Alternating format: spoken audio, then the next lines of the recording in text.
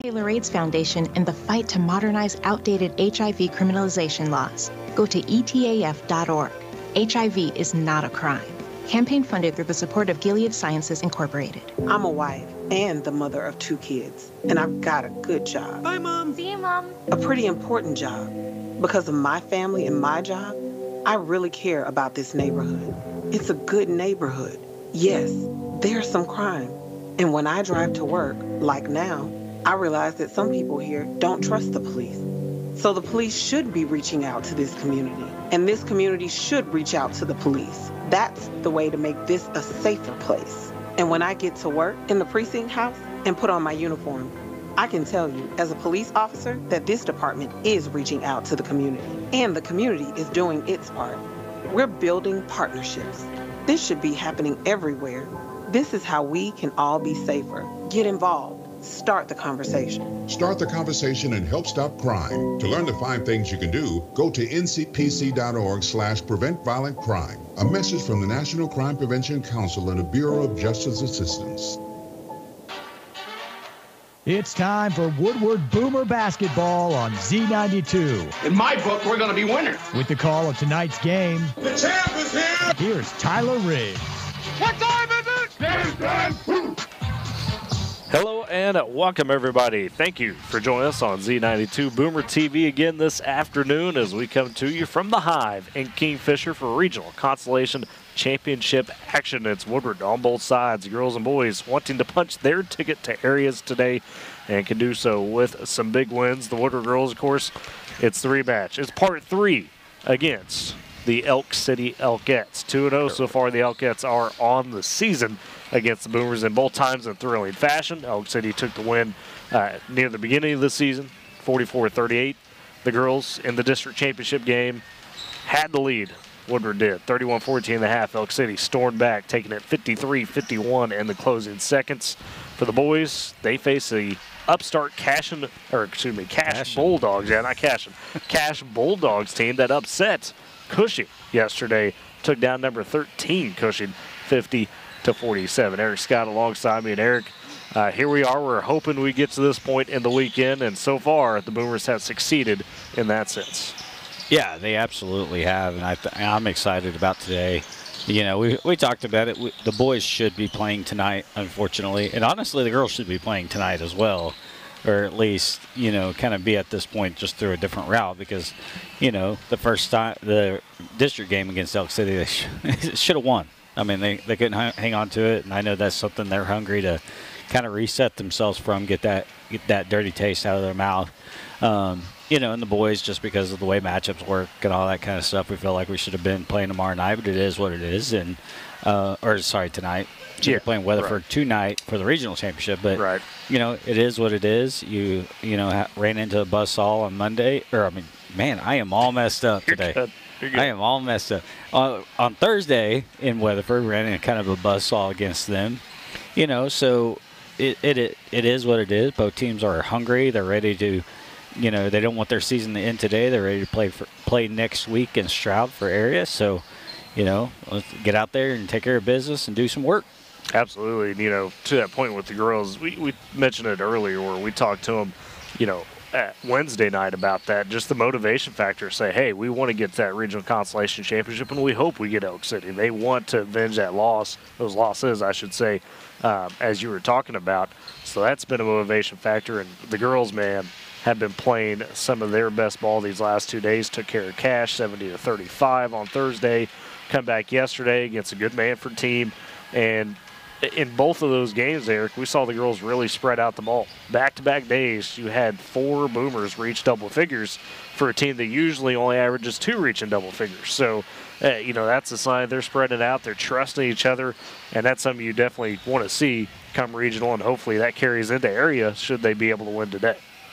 Yeah, absolutely. You know, and it's one of those things where, you know, they have an opportunity, like I said, get the bad taste out of their mouth from the other day. If they have an opportunity to really get a bad taste out of their mouth, they've kind of had all season against this Elk City team. That's a very viable team, but very beatable team too. We've seen it. You know, so I think they feel like they can kind of prove to people that, hey, we can continue kind of this little stretch that we're in. We're going to kind of show like what they did 2 years ago, and kind of shock some people, and have a little bit of fun for another weekend. In Elk City, they've kind of had a funky path through the regional so far this weekend. Obviously beat Woodward in that district championship game. They matched up with Weatherford in the winners semifinals, and Weatherford came out and dominated that game. It was a no-doubter for Weatherford in that sense. So that was kind of odd to see, because Elk City had played Weatherford really good. That kind of, I don't know if that lingered, if you want to call it a hangover of that game or what, but Elk City yesterday struggled with Clinton in the first half. The Lady Red came out, played a very tough battle against Elk City in that contest in the first half. Elk City led, got a little bit of momentum towards the end of the half, wound up leaving 29 to 20 going into halftime, but it was all about the second half for the Elkettes. Boy, they absolutely flipped the switch, turned on the Jets, pulled away, won 66-32. So that means they outscored Clinton 37 to 12, in that second half. So I think if you're the Elkettes, you're looking at it and saying, okay, which team are we going to be today? Are we going to be the team that, has struggled against Weatherford in this tournament, has struggled against Clinton in that first half, or you're going to be the second half we saw yesterday? That's what I'm curious. And, we saw it even against Woodward, right? Tell two halves there. We've talked about that. But if you're the Boomers, if you could get on Elk City again early, try to dissuade some of that confidence, that's the spot you want to be in. You want to replicate, I'm sure, Eric, that what you did, at least in the first half of that district championship game. Yeah, and that's the thing is, we even saw it a couple times, and I got joked about it even yesterday about, oh no, here's the third quarter. We kind of saw moments where it looked like it was, I don't want to say falling apart, but, I don't know what it is about this Elk City team. I don't know why they seem to start slow. Boomers kind of start slow, and then they start slow. Both first half and second half. That's kind of like what Coach Moore said, on social media. She's like, can we please just not worry about halftime? Can we just keep going? Just keep playing, right? Because we've seen it all season long. So, it's kind of, in being in the survive and advance situation, the Boomer girls, really kind of need to say, hey, we're not going to start slow. We've got to come out strong in both the first half and the second half. We've got to kind of maintain that intensity,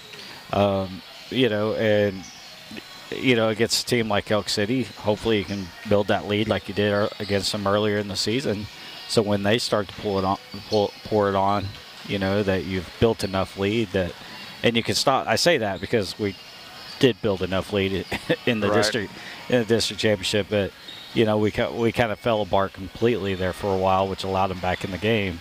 So hopefully the Boomers can kind of maintain, what they have going through the first half all the way, all four quarters. And we talked about this already, but, to kind of remind, like, the reason you had that, I wouldn't say full-on class, but definitely a tough stretch in the third quarter.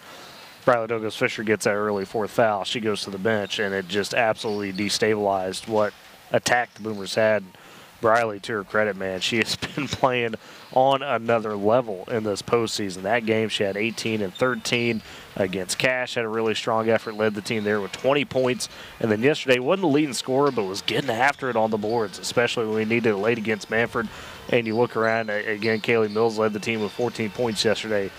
Taylor Floyd, she had a strong fourth quarter, wound up with 12 points, had some big baskets, some big defensive plays. Lexi Middle came in clutch, as she does, with 10 points.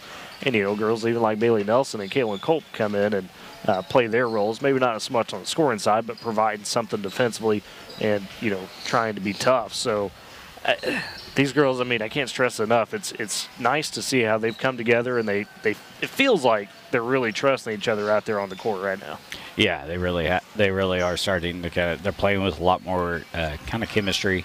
We heard Coach Moore talk about they kind of went through some. Yeah, had a moment during that tough stretch when they're playing all the ranked teams. Right. Things were kind of falling apart a little bit in that, and they had to reset, right? Yeah. And just say, hey, we're better than this, essentially. We can't be having this if we want to be a good team. Yeah, and it definitely looks like they have, kind of reset. They're playing with, they're knowing where each other's at on the floor. They're playing with confidence. They're trusting each other.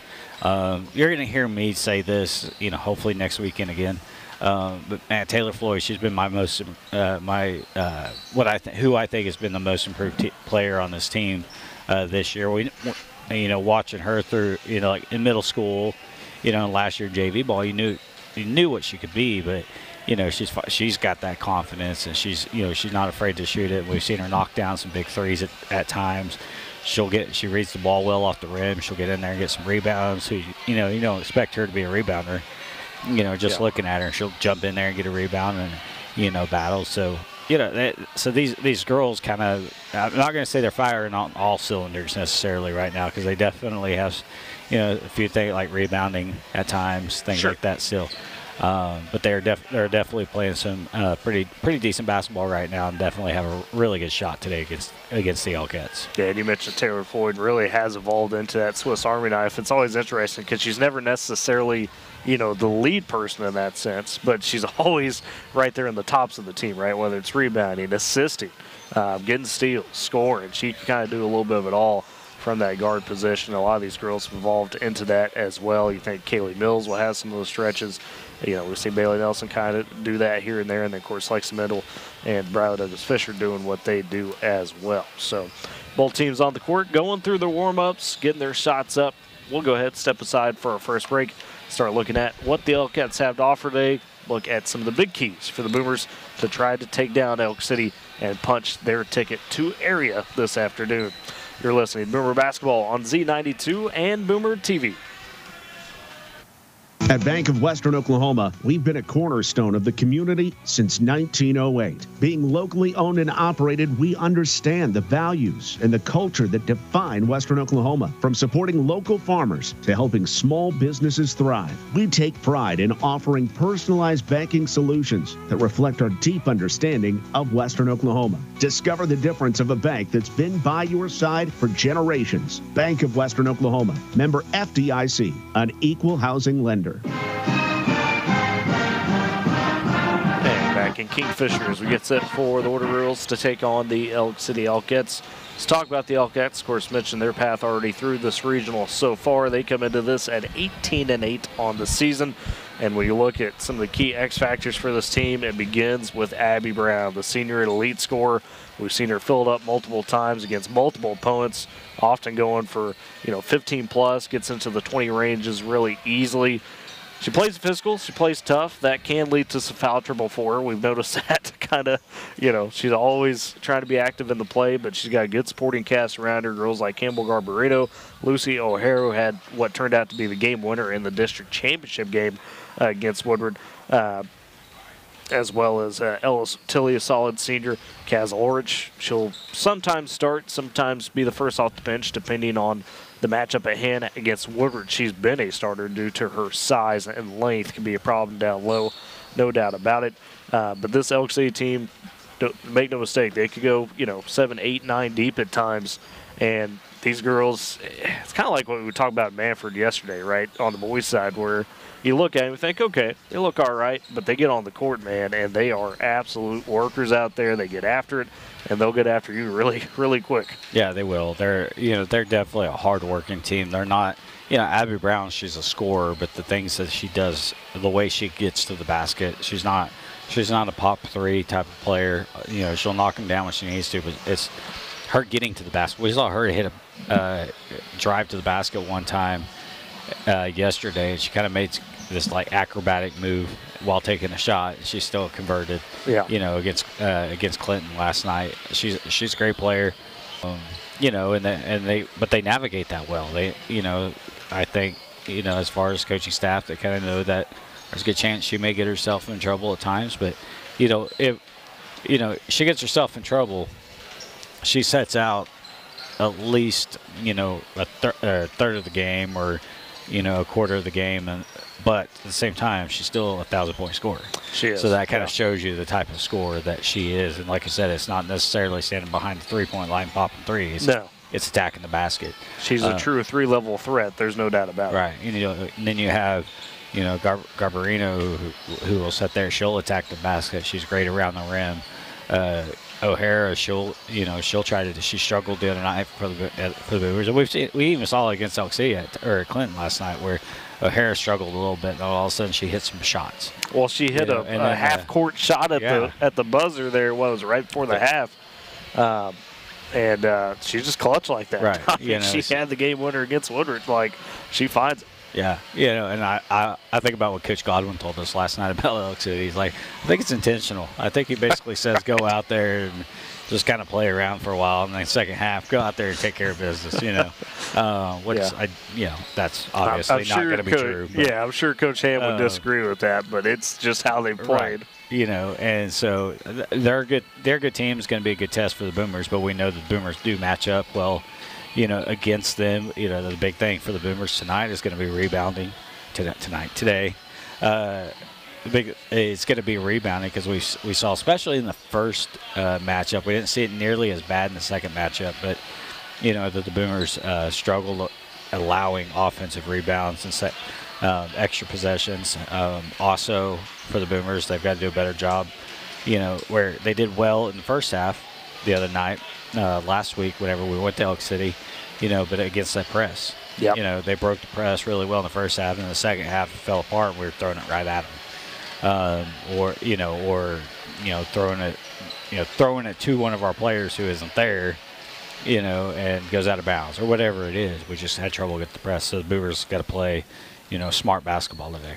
Well, to build on that point, I think one of the big keys in my mind of this game is going to be Lexington Middle, Briley Douglas Fisher. You got to play hard today, no doubt, but you got to make sure you're out of foul trouble because those two girls have to be on the floor for Woodward to be able to handle that press. That's, again, what bit you in that district title game. Briley goes out in the third quarter, and it's just a big run from that point on for Elk City to work their way back in. So you've got to keep those two on the floor, and everybody around them has to play with confidence in terms of knowing where they need to go with the ball. Not too fast, not too slow, just right. Find that balance, find that tempo. Looking at the rest of the bracket for today, of course, the girls getting the first game here at 1 o'clock. The boys will immediately follow at 2:30 against the Cash Bulldogs. Your regional championships for this area, or for this regional tonight, it is Kingfisher and Weatherford at 6 o'clock for the girls, then Weatherford and Kingfisher, I should say, for the boys. So Weatherford, Kingfisher on both sides for the regional titles tonight within this building here at the Hive. Hey, Boomer baseball season underway. Shout out to them. Being able to get the season rolling today in Enid. Tried to be off to a good start against a very tough Enid team. And always tough team. Casey Bourne got things going for the Boomers. He's got the first run of the season, had a home run we saw earlier, but Enid, of course, literally has produced, high-level college and MLB talent over the last few years. Starting to pull away with it a little bit, did Enid, in that game. But, Coach Oakley and crew, I know they're very excited for the season ahead. Coach Oakley said, hey, we're going to play a really tough schedule, but, you're going to see this team improve a lot having to play that type of schedule. We got some players out there. Whenever I scheduled both, I did some scheduling at the collegiate level, NAI small collegiate level, but the collegiate level, and then scheduling at another school. But I was always we're going to go out there, we're going to play hard teams, because if you're playing, teams that you're much better than, you're never going to grow. Right. And I think that's kind of the mentality Coach Oakley has taken. Hey, we got to challenge our guys. We got to show them what it's like to play good competition. So they're gonna take some bumps on the chin this year, but they're gonna get better, and the program's gonna grow. And so, they got started today. Unfortunately, took a loss, but they're gonna be ready to go district start this week. So, absolutely. And then of course soccer getting rolling next week. Should have our first home match, if you will, next Tuesday, I believe, is the tentative schedule for that. So that'd be a lot of fun. See the soccer team get rolled. They've had a couple of scrimmages now, or been trying to get some scrimmages in, if you will, over the course of these last couple of weeks. So Coach Godwin, man, he was up here helping us yesterday, of course, and then in between that was digging into the film, taking notes. He was on it. So yeah, he was watching a stream for I think Enid. He was watching who they play, I think, on Tuesdays Enid. So he's getting his kids ready to go. I'm excited, man. Spring sports are here. The basketball season and winter sports wrapping up. Spring sports are here, and that also means warmer weather. So can't really complain too much about that. We get, weather in the forecast. There's a chance of snow this week. So, but we're getting down to the final couple times of that, if you will, going on. So. I don't know. It's Oklahoma. It may be the first week of May, and we'll have sleet or something. But you never know. It is March course now, so you got March Madness, so to speak, around the corner, and we're having that. Some of those area championships took place last night for 2A, A, and B. Got some of those teams moving on as far as who's punched the ticket to the state tournament, which begins Tuesday for 2A, A, and B. Looking at the girls' side, it was Okima, Hartshorn, Dale, Alata, and 2A girls. Class A girls, Sealing, no surprise there. Amber, Picassett, Allen, and Quinton. For Class B, it was Arnett, Hammond. Arnett, Hammond, Kiowa, and Lukiba Sickles making it for the Class B girls, winning area championships. Congrats all them. On the boys' side yesterday, we got some of those final results. For 2A, Hooker got it done. Hartshorn, Dale, and Pecola. On Class A, it was Okarche, Sterling, Cyril, and OK. And in Class B boys, Calumet, Hammond, Stewart, and Dover all going to the big house for sure. And they've got, of course, Consolation championships out there for all of those areas today as well. So it'll be interesting to keep up on that for what we can. But Eric, as we get to the final few minutes here, before we get to what will be the national anthem, starting lineup, opening tip-off, when we look at the keys to the game for the Boomers here for the girls, it is, we talked a little bit about, hey, you got to stay out of foul trouble. You're going to have to match some of that physicality that Elk City is going to play with. You're going to have to play within yourself. You're going to have to get those boards. What's another big X factor for you in this one? You know, is there somebody besides Alexi Briley that's got to step up? What are you circling as, hey, Woodward's got to be able to get this done this afternoon to pull out this victory? Yeah, you know, I think Alexi needs to continue to work and have an opportunity to kind of step up. And, you know, if Briley's struggling or Briley has to go off the floor for whatever reason, she's going to be the one that's going to say, hey, you know, now it's my team. You know, I am the leader on this floor. You know, but it's also it's going to be the, you know, kind of your next players down the line. Your Caitlin Colt, Taylor Floyd, Nelson, Bailey Nelson. I almost said her aunt's name in my head. Like, I almost said Brandy.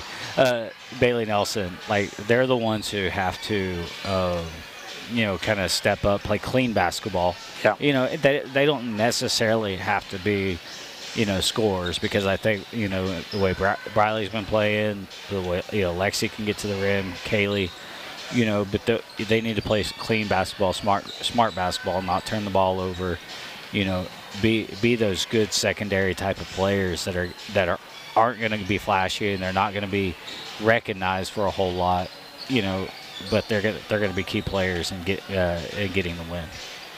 That they absolutely will be for sure. You're going to need all 6 girls, whoever touches the floor, if you will, today for the Boomers to play at that high level. We've seen it done before. Again, 2 years ago, Woodward followed this exact path. Lost to Elk City in the district championship, ran through the Consolation side of the bracket, beat Elk City in that Consolation final to get to area, and then put a really good try against Bristow in day 1 of the area. Unfortunately, falling there for Elk City. They're looking for their second area trip straight. Last year, you could tell that Elk City kind of cracked the code late in the season, ultimately finished the year under 500, but had really laid the foundation for what turned out to be this year in their run to area, going through the Consolation side. Before that, Elk City had kind of gone through a stretch of getting close, but not ultimately getting to area under Coach Ham, but they kind of broke through last year and are looking to repeat that today. There is no question about it. And, you know, something I want to talk about again, and we hope it's not the final day for these girls, obviously, but, man, for these seniors, you talk about Michaela Stinnett. She had some time earlier this year, unfortunately suffered kind of injury down the stretch, hasn't been able to play. And Briley Douglas Fisher, these 2 seniors, folks, have really put a lot of time, work, effort in. You know, Eric, I know we talked with Briley on the coach's show about it Wednesday, just what a phenomenal career she's had. It's been amazing to watch her grow from her freshman self all the way through senior year and become such a leader, such a great example for the rest of these girls, whether it's basketball, whether it's softball, you name it. She has been out in the forefront and handled that pressure and not been afraid of it. It's been really special to watch her throughout her career. Yeah, it's been great watching her this season, especially coming off, her knee injury last season. And not just in basketball. Seeing what she came back in softball, had a great softball season. Yes, she's had a great basketball season. She's she is making a push for 1,000 points. I mean, we know that there's a good chance she'll fall short. But she's making a push for that 1,000 points. And that's a huge milestone in a player's career.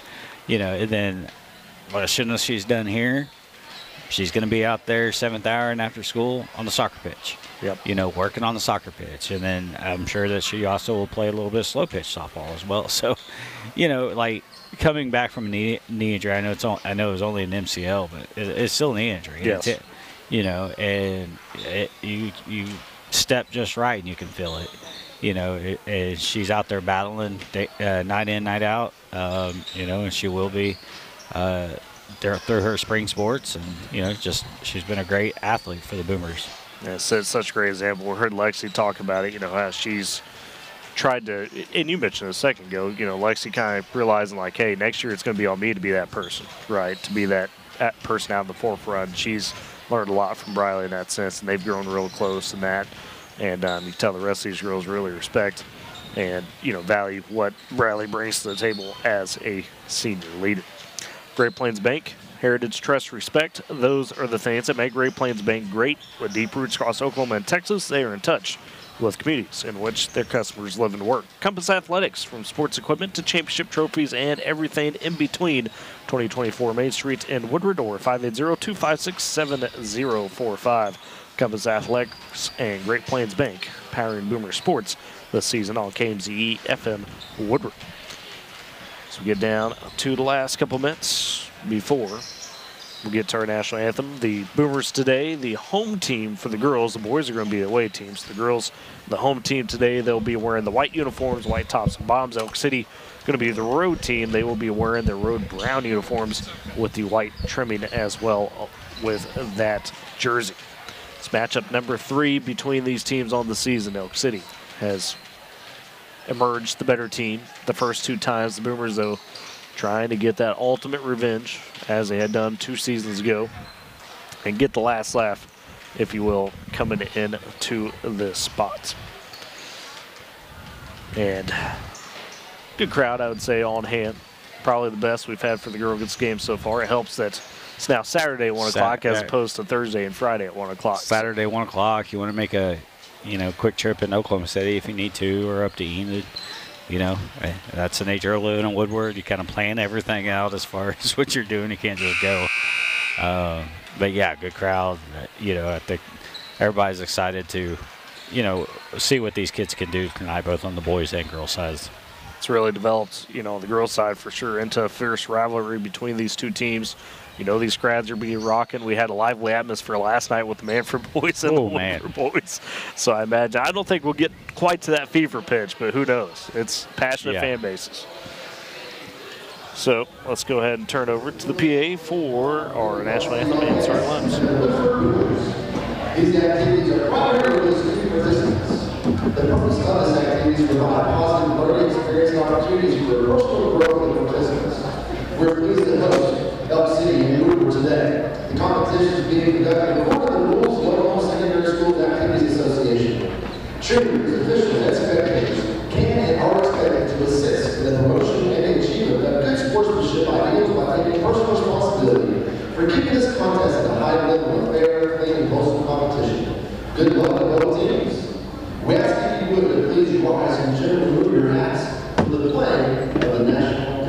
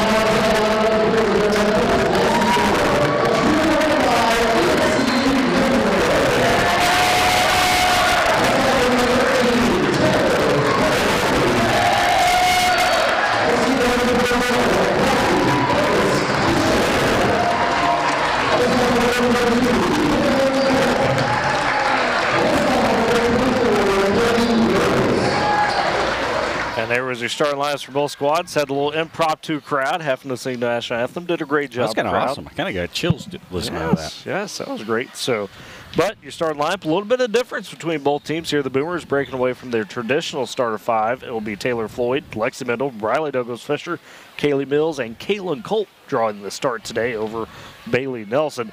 For Elk City, it'll be Ellis Sotilli, Campbell Garbarino, Lucy O'Hare, Abby Brown, and then Kylie Coffey inserted into the starting lineup instead of Kaz Ulrich. So each team given just a touch of a different look. The Boomers going right to left in front of us. We're opposite of the scorers table up top, as we've been all weekend. Elk City going left to right. Boomers in the whites. Elk City in the brown uniforms. It'll be Douglas Fisher jumping against Garbarino. As this regional Consolation championship game is underway, the tip ultimately controlled by the Boomers as Floyd feeds ahead to Douglas Fisher. She'll attack, free throw line jumper up, a little short, rebound taken by O'Hare underneath. She'll race down the left side, or excuse me, that's Brown. Brown cuts through the defenders and able to put it up and in. Abby Brown, first basket of the game for Elk City. Makes it 2-0 in favor of the Elkettes. Boomers pushing hard down the other end. Douglas Fisher out of control, lost it, and sends it out of bounds into the Elk City bench. So a turnover by the Boomers on their second possession. It's 2-0 in favor of Elk City to start. 7:35 first quarter. Boomers double team O'Hare, sends it right side to Brown in the corner. Coffey trying to dump down, picked off by Mills. Stepped in front of Garbarino. Kaylee Mills with the steal. So now she's trying to shake Garbarino in the backcourt. Ahead to middle, count still on. It's getting close, and it's a 10 count back to Elk City. Just a little bit too much horizontal there for the Boomers, not enough vertical. Yeah, and it's tough to get a 10 count coming off a turnover too. Because you're not allowing the opponent to get a set up. But props to Elk City for quickly getting into the pressure they needed to provide to force that 5 count. Elkettes again try to work it to Garbarino this time. Douglas Fisher steps in front, bats it away. They get ahead to Floyd off the steal. Top of the key to Mendel. She'll go left wing to Douglas Fisher. Elk City in a zone defensively. Cross court back to Mendel on the right wing. Boomers working off ball. Low catch between Mendel and Douglas Fisher. She'll now try to drive. Dump it into Colt. Pass batted. Stolen away ultimately by Brown. Lasers a pass ahead to O'Hare. Down the right side for the layup. It's good. Lucy O'Hara with a bucket. And it's 4-0 in favor of Elk City. 6:40 first quarter. Boomers going to try to find some rhythm. Pressure is on now. Floyd in the backcourt. Goes cross court to Douglas Fisher open. Bounces a pass to Mills. A little bit ahead of her, though. Can't control it and ripped away. Jump ball possession arrow, they say, to Elk City as Coffey got in and fought with Mills for the jump ball. Boomers here trying to get going in this first quarter as it's Elk City with possession and the 4-0 lead. So O'Hare across timeline, high left wing, double team. Floyd steps up, picks off the pass. She'll race down the right side, poked out by Coffey. Has to get it out. Colt top the key, back to Floyd, right wing. Boomers control. Floyd trying to go baseline, gets there, and then poked away by Brown. She'll step up defensively. A lot of turnovers here early for both teams. It's kind of, third day in a row these teams have played. And, probably a little bit of fatigue already. Oh, and then they say an offensive foul on the Boomers off the inbounds pass before it could get thrown in. Caitlin Colt and Ella Sotilli colliding, and they call Colt for the foul. So it's back to Elk City. 6:10 left in the first quarter. So Elkettes lead 4-0. We've had 8 turnovers in the first 2 minutes of the game between the two teams. In that type of way, Elkettes cross the timeline with Abby Brown. Goes to Sotilli, top the key. Kicks in the corner. Coffey for 3 left side. Bounces high. Rebound fought for. They say last touch by Garbarino as it goes to the Boomers. Mendel there trying to fight for the board as well. Or excuse me, Mills. As it'll be Floyd beneath the right block. Inbounding for the Boomers. They get to Douglas Fisher, triple team to head to Colt. She leaks out behind everybody. Now racing down the right side. Elk City catches up with it. It's an and one for Caitlin Colt. Put it up and in. The sophomore steps up and hits one. As O'Hara got back and fouled her on the way up. So Caitlin Colt with the first points for the Boomers. As it's now 4-2. Woodward trails, 5:46 first quarter. Free throw good for Colt. Nothing but net. Drawing the start today is Caitlin, and she's answered early. Elk City on the possession. Get across the timeline to O'Hara, high left wing. Top the key to Sotilli. Back to O'Hara, getting poked at in the paint. Floyd knocks it loose. Mills picks it up. Boomers race ahead down the middle, right side over to Douglas Fisher for the layup and good. Boomers take the lead at 5-4. 5:25 first quarter. Woodward starting to wake up. Elk City trying to deal with that press. In the corner to Coffee. Back to Brown, right wing. She'll look to attack. Pass Douglas Fisher. The layup, though, too strong. Mills with the board on the backside, fighting off contact. Feeds it ahead to Douglas Fisher. Zips it cross court, right wing middle. Takes the three, and it's good. Nothing but that for Lexi Mendel. And the Boomers with an 8-0 run. They forced the timeout with the 8-4 lead at 5:06 first quarter. What a flurry for Woodward. R5 Custom Embroidery, you can count on R5 for a quick, fun, and enjoyable process with results that consistently exceed expectations. Go chat with their screen printers about customized apparel. 817 Main Street's in Woodward or 580-3579, or 256, I should say, 3579. Western Drug, 1021 Oklahoma Avenue. They've got a friendly and caring staff and a drive-through window that is convenient. Always excellent service. 580-256-5586. R5 Western Drug, powering Boomer Sports. Boy, what a flurry for the Boomers. You get down 4-0, here they come right back here. Yeah, and this is exactly what we've been talking about. We know that that we can be a team like Elk City. I'm not going to say we're necessarily better. I think there's pretty two evenly matched teams, but, you know, when we get the momentum going, you know, we can do some things. Brown breaks the press for the Boomers, for Elk City, gets past a couple defenders and sticks the layup from the right side. Abby Brown with the tough one. She's got 4. It's 8-6 still in favor of Woodward. 4:45 first quarter. Boomers attack the other way. Colt cross court to Floyd. Gets in the paint. Poked at. It gets loose, and it's out of bounds off of Elk City. That's Floyd got down in front of the basket, but couldn't get a pass over. This will be a far side inbounds. Floyd near the deep corner right side. Inbounds to middle on the wing. Top the key. Douglas Fisher. Passes back over to middle. Checked by O'Hara. Has to pick up a dribble, goes to Douglas Fisher left side. Wants to attack, but Elk City sticking to the zone. Kaz Orich comes off the bench for the Elkettes. Colt finds Mills, comes to the basket. There's the layup right side. Great pass from Colt, and an easy 2 for Mills. Her first of the game. Hey, great. And now still the other way, Floyd after a batted pass by Middle, but it's batted right back by O'Hara and stolen away. Coffee below the right wing, pulls up the jumper short, but the rebound gets knocked down to her, and she tries to kick out. They'll say foul on the floor on the Boomers before the shot by Brown. Sorry to cut you off. No, Floyd the foul. There was that quick turnover, and kind of, you know. But I was just going to say that was an incredible look by Caitlin Culp to recognize Kaylee cutting to the basket and hit her perfectly in stride. Had a nice easy layup. As the inbounds goes to Brown to O'Hara, up top. She'll hand off to Brown. On the dribble, 3:55 first quarter. Boomers lead 10-6. Elk City with possession. Casual Orich in. She'll take the 2 from the right baseline. Too strong. Rebound down to Douglas Fisher. Poked at though. Ball loose. Stolen away by Elk City. O'Hara dishes over to Brown on the right wing. Left side. Sotilli sits up for the 3. That's too strong off the back iron. Flying in for the board. Mendel and Brown. They say Mendel knocks it out of bounds. So it stays with the Elkettes.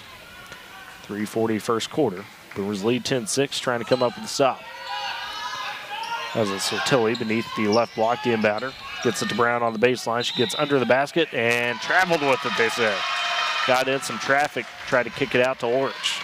I wasn't sure if they're going to call travel or she went out of bounds. She stepped out, yeah, it was close either way. But good defense by the Boomers. Cut her off well as Mendel takes the inbounds, trying to break the pressure. To Colt across the timeline, ahead to Mills, trying to save it, or did they? Oh, she couldn't catch up with it. They say it is out of bounds off the Boomers. Mills was open, just a little bit too much there from Colt on the pass. As is Elk City back on the possession. Brown right side, swings it left side cross court. They work it back to Brown across the timeline on the right wing. Checked by Mills. Bounces it to Orich, free throw line. Kick it in the corner. Garbarino wants an attack. She gets tripped up, and they'll say a foul on the Boomers. Yeah, Briley was playing pretty good defense. She's kind of got a little bit of a bump on her right as and Garbarino was already a little out of control, and I think that kind of contributed to it, but there was definitely contact. First foul on Douglas Fisher, 3rd on the Boomers in the quarter. Inbounds pass. They work it to Brown, left corner. She gets cut off again, has bounce out to Orich. Kick it out, O'Hara for 3. Left wing, that's short. Rebound gets poked off. First, Garbarino hit it straight off a Boomer, and then it worked its way over to, I believe that was Culp and Mills right there. It's out of bounds off Wood. Just ricocheted around. So it's Elk City again on the inbounds. Right corner to O'Hara. Hands it off to Brown near the wing, trying to attack, cut off by Middle. Swing it out up top. Garbarino takes it. She wants to attack off the dribble, pulls up in the paint for the jumper. It's off the right side. Or trying to pull down the board, does, but then getting poked at, and Floyd can't come up with the steal as O'Hara's in a deep spot. Yeah, it looked like that may have come off of Ulrich as it went out, but still 10-6, favor of Woodward. 2:47 first quarter. And inbounds again for Elk City. Top the key to Brown, right wing Sotilli. She'll leap, take the three. Oh, halfway in and out. Rebound scooped up by Colt for the Boomers. She'll give it to Middle. Ahead to Floyd down the left side. High on the wing, back to Middle, top the key. Sets up the offense. Right wing Douglas Fisher. Gonna take the three from there. Off the catch and shoot, and nailed it. Briley Douglas Fisher with one. She's got 5, and the Boomers make it 13-6. Elk City trying to press back the other way. O'Hara kicks it to Brown left wing. Thought about the shot. Now pumps, drives, below the free throw line. The shot off the back iron. Rebound again by Culp underneath. She'll give it to Middle. Boomers push back. Middle across the timeline. Left wing to Douglas Fisher. Bounces it free throw line to Culp. Passes it back to Middle, top the key. Steps back, takes the three off the dribble. It's off the back iron. Rebound over to Garbarino for Elk City. Feeds it right side to Brown, a little behind the back by her at the center court. Kicks it to Garbarino, top the key for 3, high arcing, and that one off the front of the rim. Rebound scooped up by Douglas Fisher underneath. Boomers starting to limit some of those chances now of Elk City. Well, they're doing a much better job of cutting off Abby Brown, you know, forcing the other girls to kind of take some shots and, you know, kind of putting it in their hands. Douglas Fisher gives it to Mendel off the give and go. Mendel tried to take the shot. They'll say it's tipped by Elk City out of bounds as Mendel got deep underneath the backboard. See Bailey Nelson get her first time today. Check out Kaylin Culp. I don't know if you heard the Boomer boys down there after that three-pointer, but they gave the 5 booms. Yes, they gave the 5 booms. I'm glad that's caught on, honestly. He's a big fan there. Left wing, Nelson gets the top key to Floyd, works it to Mendel on the right wing. She's trying to drive, cut off right elbow.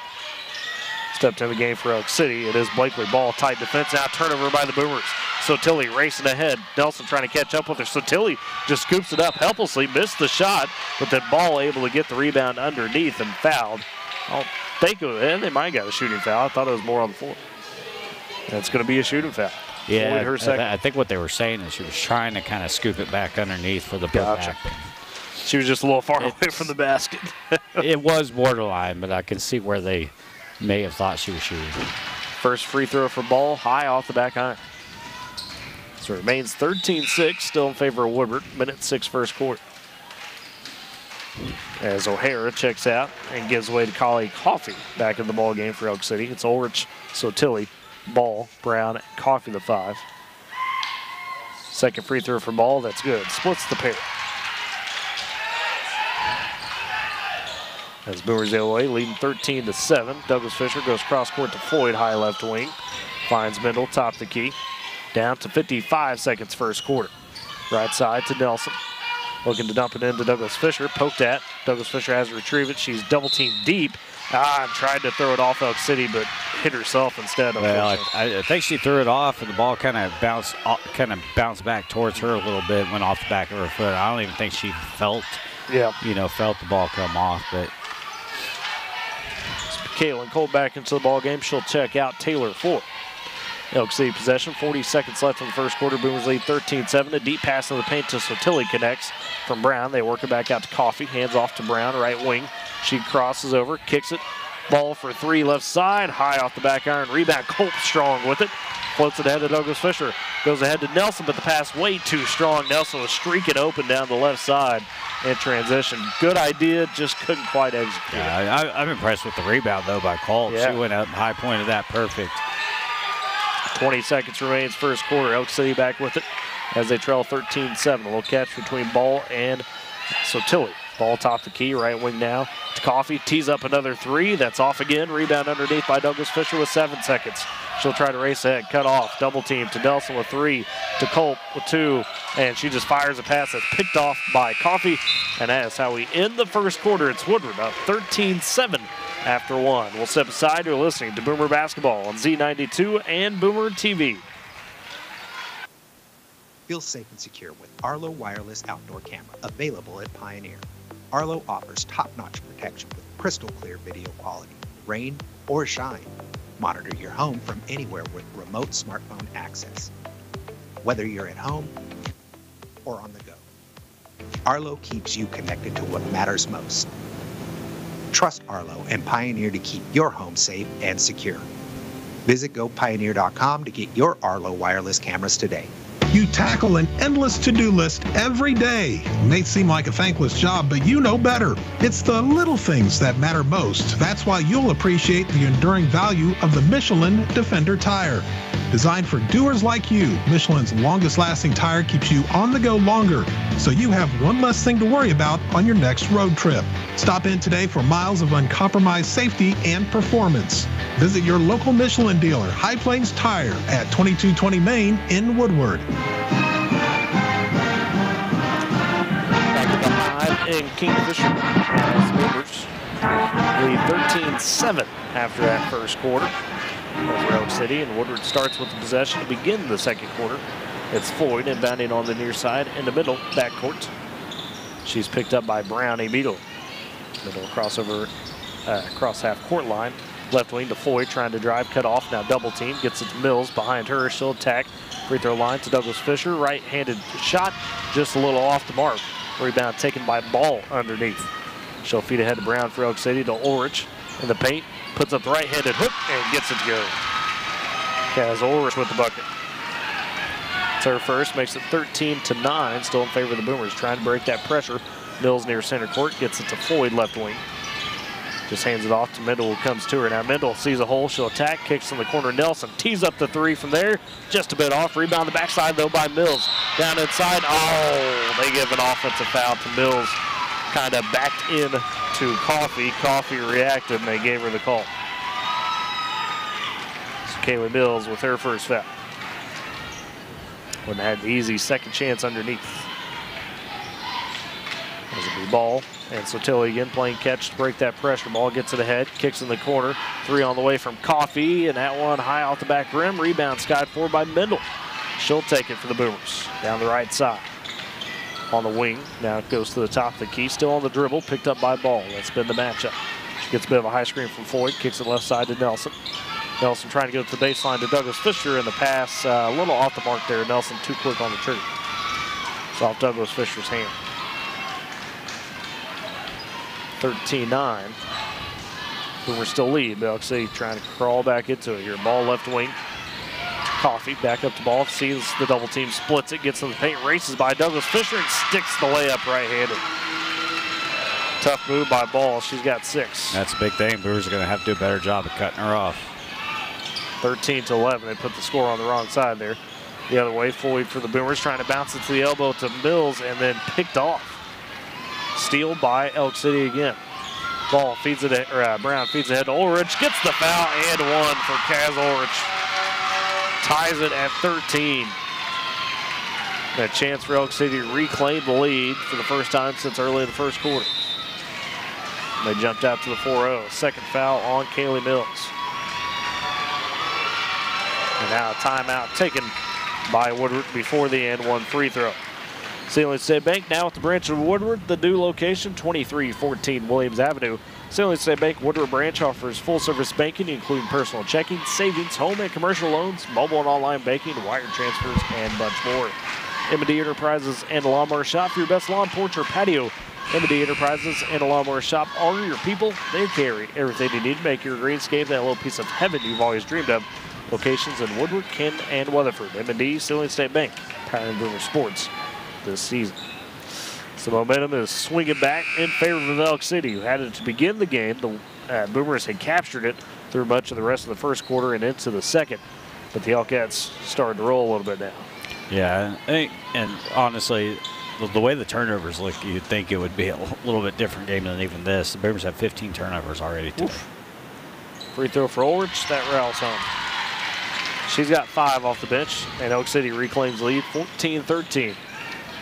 Boomers back with it in the backcourt. Mendel trying to escape that double team. Her pass wild, misses Mills, stolen away by Garbarino. On the right side, bounces the baseline to O'Hara, and O'Hara can't handle it, and it's turned over again. As Woodward takes it right back. This will be Floyd inbounding to Douglas Fisher in the backcourt. Right side over to Mendel. She's one to attack. Douglas Fisher, top the key, takes it. Bounces down to wide open Nelson on the blocker. Shot, though, just a bit too strong. Flying over on the defenseless ball. Force that one. Elk City with the board. They push the head to ball in the right corner. She gets to the baseline. That double team there. Works it back around. They find Coffee. Top the key. She'll take the three. That one rims out strong. Rebound fought for Mills. Able to poke it away to Floyd before Ball could take it. Goes ahead to Douglas Fisher. Trying to attack. Bounces it. Nelson. Right corner. Trying to pass it back out. Garbarino reads it. Steals it away. Bats it away. Garbarino crossover. Stops. Pops in the paint and hits it. Garbarino with the bucket. Her first makes it 16-13 in favor of Elk City. 5:10 left in the half. Moves the other way. Cross court. Nelson wide open from Douglas Fisher. Tries to drive in, draws the foul, and will go to the line for 2 shots. And Elk City rotating quick, knowing they're leaving people open on the backside as Garbarino and Ball flying over for the defense. And they get Ball for the foul. Her first. Yeah, that would have been still been an easy layup. Just the pass was just a little high to Bailey. She had to go up, kind of kill a little bit of the momentum, but still a great job to go up, try and draw the foul. She did. Makes the first free throw. 16-14. Boomers trail by 2. Second free throw good as well. Looks like she'll check out. Give way to Caitlin Colt. So Nelson with 2 points. As we Elk City taking it back, leading by 1. 5 minutes even first quarter. 16-15. Right side ball here in the corner. Top the key. Back to O'Hara. To Coffee. Swings in the left corner to Garbarino. Down to Ulrich on the baseline. Back to Garbarino. And then her pass, a long one, picked off by Floyd. Jumped it. Trying to get past Ball. Finds Mendel. Comes to the basket for the layup, and it sticks off the front of the rim. Lexi Mendel with 5. And the Boomers reclaim the lead, 17-16. No Abby Brown on the floor right now for Elk City. Another pass long cross court, stolen away this time by Mills. Stepped in front. One-on-one with O'Hara down the right side. The layup just bounces out. Rebound taken underneath by Ball. Feeds ahead of Garbarino. She works one-on-one with Colt. Then kicks it back to Ulrich, who's flying in. Got poked at and lost it on the baseline. Colt able to take it, but now she's double-teamed deep and smartly just throws it off Ball. Good effort by the Boomers again. And Brown quickly checks back in. Coach Ham said, yeah, we're not doing that. Spent a couple minutes with her off the floor at most. So inbound for Floyd. 4:14 left in the half. Boomers lead 17-16. Stolen away. Ulrich, nope. Fought for, and they'll say Ulrich last to touch. Boomers catch a break there. So Ulrich read that pass and nearly picked it off. So reset this time. Douglas Fisher, the inbounder. She'll get it into Floyd. Down the right side. Gets past O'Hara all by herself now for the layup and sticks it. Taylor Floyd. All right. That's her first basket. Coast to coast for Floyd. Great job on the left side of the basket. And beat O'Hara in a foot race. 19-16. Boomers lead by 3. 3:50 left in the half. Ball top the key. Free throw line to Tilly to Garbarino, left wing. Drives, kicks it back to Ball. Brown, excuse me. She tried to take a baseline. Kicks out to O'Hara for the 3 right corner. Well off, rebound underneath, goes to Mills. Gets ahead to Floyd. Looks up, sees Douglas Fisher cut to the basket wide open. Oh, the layup too strong for Douglas Fisher. Off the glass, no good. Rebound on the backside by Brown. She'll bounce in the corner to O'Hara. Goes baseline, sticks the right hand up and over Caitlin Colt. So Lucy O'Hara with the basket. That is her 4th point now. Boomers trapped deep in the corner on the double team with Floyd, and a timeout taken by Coach Moore trying to save that possession. Smith & Co. Auction and Realty, Oklahoma's real estate and land auction experts. Smith & Co. is your #1 choice for all your land auctions and real estate needs. 580-254-3975 or email Ira at smithcorealestate.com. Great Plains Bank, Heritage, Trust, Respect. Those are the things that make Great Plains Bank great. Deep roots across Oklahoma and Texas, they are in touch with communities in which their customers live and work. Great Plains Bank and Smith & Co. powering Boomer Sports this season. So, man, this is a back-and-forth, tit-for-tat type of game right now, Eric. You get Elk City takes the lead. Boomers rally back on a quick run, but it's just continually. Both teams, like I said earlier, you can tell day 3, and the legs a little not quite as quick. You know, things aren't as crisp, but you got to find a way to survive here for the Boomers. Yeah, but you know, both teams are definitely. I mean, both teams are playing hard. That's one thing is we haven't seen either team kind of go through. It's not lack of effort. You're right. A fatigue type of stretch or anything like that. Sometimes, you know, both teams have kind of made some turnovers because they're going a little too hard at times, you know, and trying to force things a little too much. You know, we talk about the turnovers. There's 27 turnovers in this game between the two squads. Wow. 19-18 Boomers with the 1-point lead. 3:10 left in the half. They've got out of the timeout. It's Mendel in the backcourt. Has it still high right wing on the dribble. Brown checking her again. Goes in the corner to Culp. She's guarded by Ulrich. Has to pick up her dribble, dumps it to Mills, gets through the double team, puts up the layup and in from the right side. Yeah, I think that's really an underrated part of Culp's game, is she does a great job of putting the ball in the right spots on her passes. Yeah, those entry passes, and that is without a doubt a valuable skill. It's hard to do cleanly. 21-18, Boomers lead by 3, 2:35 left in the first half. This was Tilly, dumps it down to Garbarino. She got on the baseline, missed the first try, but able to put it back up and in. It just sticks off the front of the rim. So Garbarino with 4. 21-20, Boomers lead by 1 again. Left wing Floyd for Woodward, top the key to Mendel. Trying to pass over right side to Douglas Fisher, trying to race and take it. And they'll say O'Hara poked it out of bounds. That one was a little close there. From our angle, looked like Douglas Fisher may have touched. Yeah, it may have touched Briley, but oh well. Inbound goes to Colt in the corner from Douglas Fisher. Top key to Mendel. Swings it to Floyd along the left side. She's guarded tightly down by Brown. Brown just sticking in front of her. Finds Mendel over on the high right side. Mendel sees the double team coming. Steps back a little bit. Now attacks again. The right-handed floater. Ricochets off. Mills trying to battle for the board underneath, as well as Culp. And they'll say a jump ball as Ulrich there to fight with. Possession arrow gives it to Elk City. And 59 left in the half. 21-20, a Boomer lead, but Elk City possession. As it's Brown calmly walking it up the court. Across the timeline, goes left wing to O'Hara. She's guarded by Mendel. Her pass, a bounce pass. Floyd almost had it. Was trying to take it away from Garbarino and would have had a free lane most likely the other way. Just couldn't corral it. Great job reading that pass. That would have been her 4th steal today if she would have got control of it. Boomers have done that quite well, read those high passes back and forth. As off the inbound, so Tilly, ooh, a nice bounce down to Brown, gets in, tries to stick layup, it's short, but Ulrich the board. And then they'll say a foul underneath as Ulrich, I guess he'll get on the Boomers. No, it is on Ulrich, okay?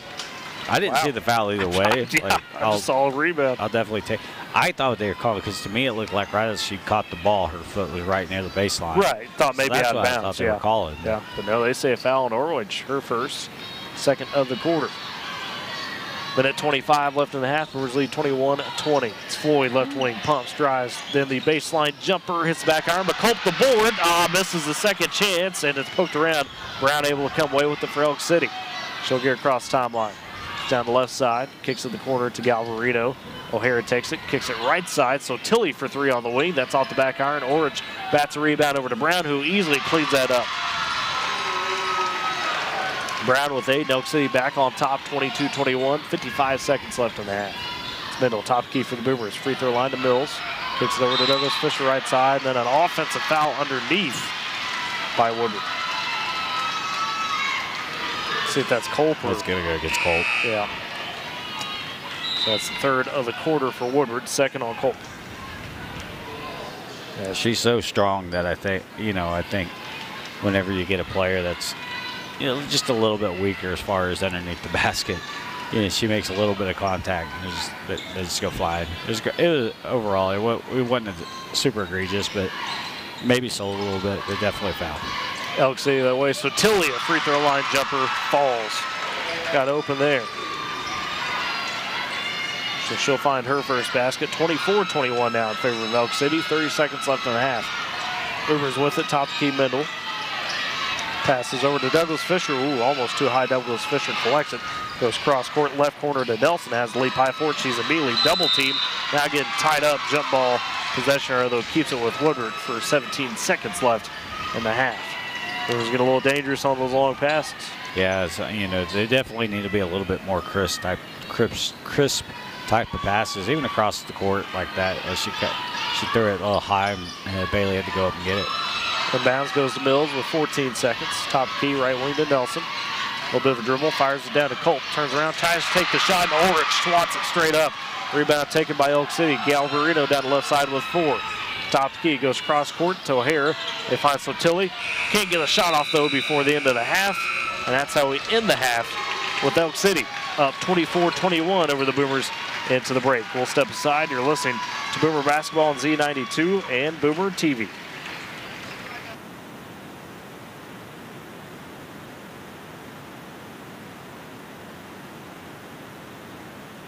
Life never stops moving. Between the 30-minute commutes, daycare pickups, and that weekend trip to Grandma's, you're racking up the miles. What you need is a tire that can keep up, like the exceptionally long-lasting Michelin Defender tire. With an 80,000-mile warranty and the safety you expect, you can lose track of the miles and focus on what really matters, the memories made along the way. Stop in today at 2220 Main in Woodward to see your local Michelin dealer, Pipe Lanes Tire. Tired of complicated Wi-Fi management? Go Pioneer Smart Wi-Fi makes it easy. With Go Pioneer Smart Wi-Fi, you can set your Wi-Fi password, view all your connected devices, and even run speed tests all from your phone. Need to set up parental controls? No problem. Simple, smart, secure. Stay connected and in control with Go Pioneer Smart Wi-Fi. Visit GoPioneer.com to learn more. And after half of this regional Consolation Championship game, it is Elk City on top of it, 24-21 at the break. High Plains Tire halftime stats for both squads. For the Boomers, it is leading the way. And, you know, spread out effort here. Bradley Douglas Fisher with 5 points, as well as Lexi Mendel. You've got 4 for Kaylee Mills, 3 for Caitlin Colt, 2 for Bailey Nelson, as well as 2 for Taylor Floyd. On the Elk City side, it is Abby Brown making a big difference in the first half. She's got 8. Also 5 from Kaz Ulrich off the bench. 4-piece for Campbell Garbarino and Lucy O'Hara. And 2 for El Sotilli and a point for Blakely Ball. Quarter scoring, it was Woodward on top 13-7 after the first, but Elk City answers with a 17-8 second quarter, and that's how they get their 24-21 lead at the half. How are we looking on rebounds, turnovers, steals, things of that nature? Rebounds, it's actually an even game in the rebound category. 13 rebounds for each squad. Kaylee Mills and Caitlin Colt both have 4 rebounds to lead the Boomers. Bradley Douglas Fisher has 3, and Lexi Mills added a rebound as well. Let's see here, Colt and Mendel both have 2 assists. Fisher has an assist. Floyd has an assist. Mills and Floyd each have 3 steals. We talked about how both of them have kind of been jumping in the passing lanes really well. They've got 3 steals. Fisher and Colt have a steal as well. But the big story, I think, in the first half, you know, and I think the Boomers would probably have the lead if it wasn't for this, but it's a 17-10 advantage in the turnover category for Elk City. And I think if the Boomers kind of would have cut those down, they've also allowed 4 offensive boards. I can think of at least one possession where they got the offensive board and put back. You know, so again, it goes back to turnovers, offensive rebounds. You know, again, is a story of the game for the Boomers. Yeah, and you don't want to boil it down to something that simple, but when the margins are so thin in terms of who wins and who loses this game, as we've seen in previous matchups, that's ultimately what you kind of point to as those key differences. We'll see if the Boomers can clean that up out of the locker room just a little bit, or at least force some more on the Elk City side. They did a good job of that for a stretch. There's a stretch where they had Elk City a little confused, but you do have to credit the Elkettes has handled the Boomers' pressure a lot better so far in this contest compared to that district championship game, at least in the first half. Yeah, they have. You know, I think the big thing for the Boomers, and you know, it's one of those where if they would just slow down. Yeah. You know, because we've even had possessions tonight that have been, or today. I got to get out of that tonight thing. We've even had possessions today where, you know, they've been, where they forced and they've scored, but they've kind of been forcing it, rushing it, things like that. You know, when they had that big lead at Elk City, they were being much more patient with the ball. You know, they were letting their cutters move to their spots. They were not, you know, just trying to force it into spots that aren't there, or, you know, maybe try to force it into, into the post when there's two girls right there that can either get a hand on the pass or, double team whoever has the ball type, stuff like that. Like, look, they just slow down a little bit. And when you're saying slow down, just to clarify the people out there, it's not, meaning play slower. It's process just a little bit slower. Right. You're going too fast mentally to try to, like I said, force things. Stuff that's not necessarily a bad idea, but it's just, if you slow it down just a touch, you're able to execute it a little bit better. We have seen this from the Boomer girls be able to do it, but, and we keep coming back to this, it is overall still a younger team. Right. So they're still getting used to being able to do that. They've tried to transition that at times, but that's not easy to do that consistently. Yeah, we always, I always said whenever I was coaching, and we really preached it with the 8th graders last year, was take what's given to you. Right. Let the game happen, and you play with whatever the game gives to you. Don't try to force things. So there's a lot of times you can force things kind of within your own rhythm. But if it's not there, don't do it. Right. You'll give yourself much cleaner opportunities. And I think if the Boomers can get into that in the second half, they'll definitely have an opportunity to win this game. That they do. And still obviously very much within reach as they trail 24-21 at the break. That halftime stats and recap. Your High Plains Tire halftime stats and recap. Visit on 2220 Main Street in Woodward is where your dollar goes further. Also, Jesswell Chevrolet powering the scoreboard this season. Jesswell Chevrolet in Shattuck is where honesty is not just a word, it's how they drive every deal. Visit JesswellChevrolet.com or call them 580-938-2122. And Pioneer, unleash tomorrow's potential with Pioneer Fiber Internet. Get speed and reliability. Surf, stream, and stay connected with Pioneer Fiber. Can't do it without them. 24-21, Boomers trail at the break. We'll step aside, come back, and get you ready for the second half. You're listening on Z92 and Boomer TV.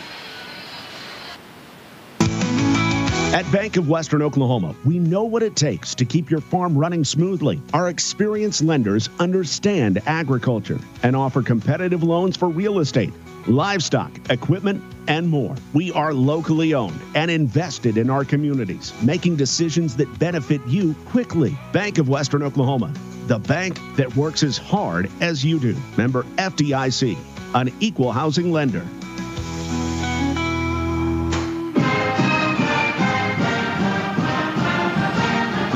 Teams back on the court, getting their shots up, getting prepared for the second half. And Eric, we talked about trying to control those turnovers as a big key, and continuing to battle on the boards. What else do the Boomers really got to do to try to make sure they're able to pull off this win against the Elkcats here in the second half? Again, I think a lot of it goes back to slowing down just a little bit, not forcing things. Like I said, I think if they can cut down on turnovers, and a lot of the turnovers are come from, forcing things, trying to make too much happen. Slow down on all that. Just have the confidence to know that you're the better team. You've lost 2 games to this Elk City squad, but they weren't blowouts. No. And you could argue very much should have maybe closed out one of them. Right. You should have won one of them. You could have easily won the other. I think if I just feel like the Boomers, they just need to, and at times that's kind of what it is too. It needs to be confident. Now, one thing Briley has not played very well today. We haven't seen her be quite as aggressive yet as she was yesterday. She's been a little bit errant on her passes at times.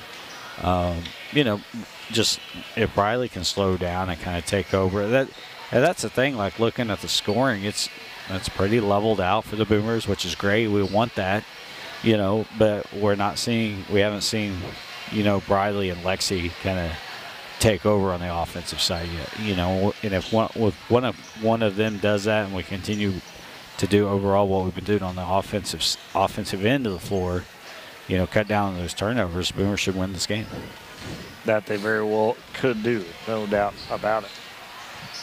Compass Athletics, from sports equipment to championship trophies and everything in between. 2024 Main Street in Woodward, 580-256-7045, and R5 Customer Embroidery.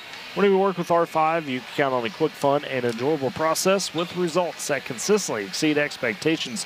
Go chat with their screen printers about customized apparel, 817 Main Street in Woodward, or 580-256-3579. R5 and Compass Athletics, powering Boomer Sports this season. Don't forget, we'll have the boys ahead of it, or right after this, I should say, as Woodward boys will take on the Cash Bulldogs, an upstart team, if you will.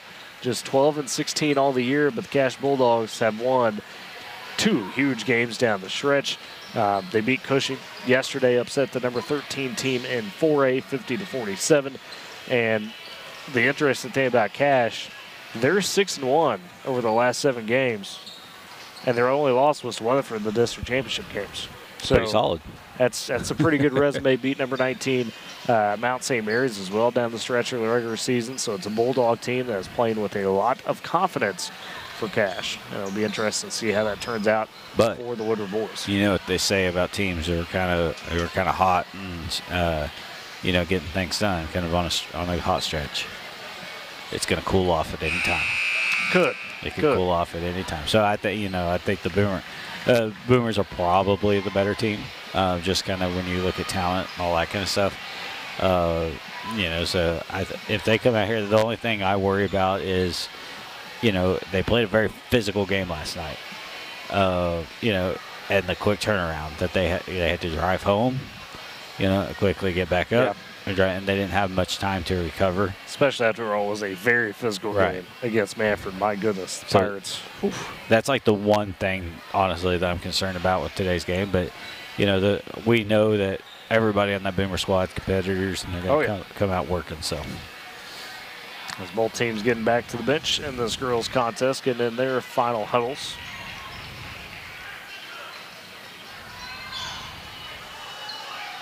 As for the Boomers, the 5 back on the floor will be Caitlin Culp, Lexi Middle, Kaylee Mills, Bradley Douglas Fisher, and Taylor Floyd.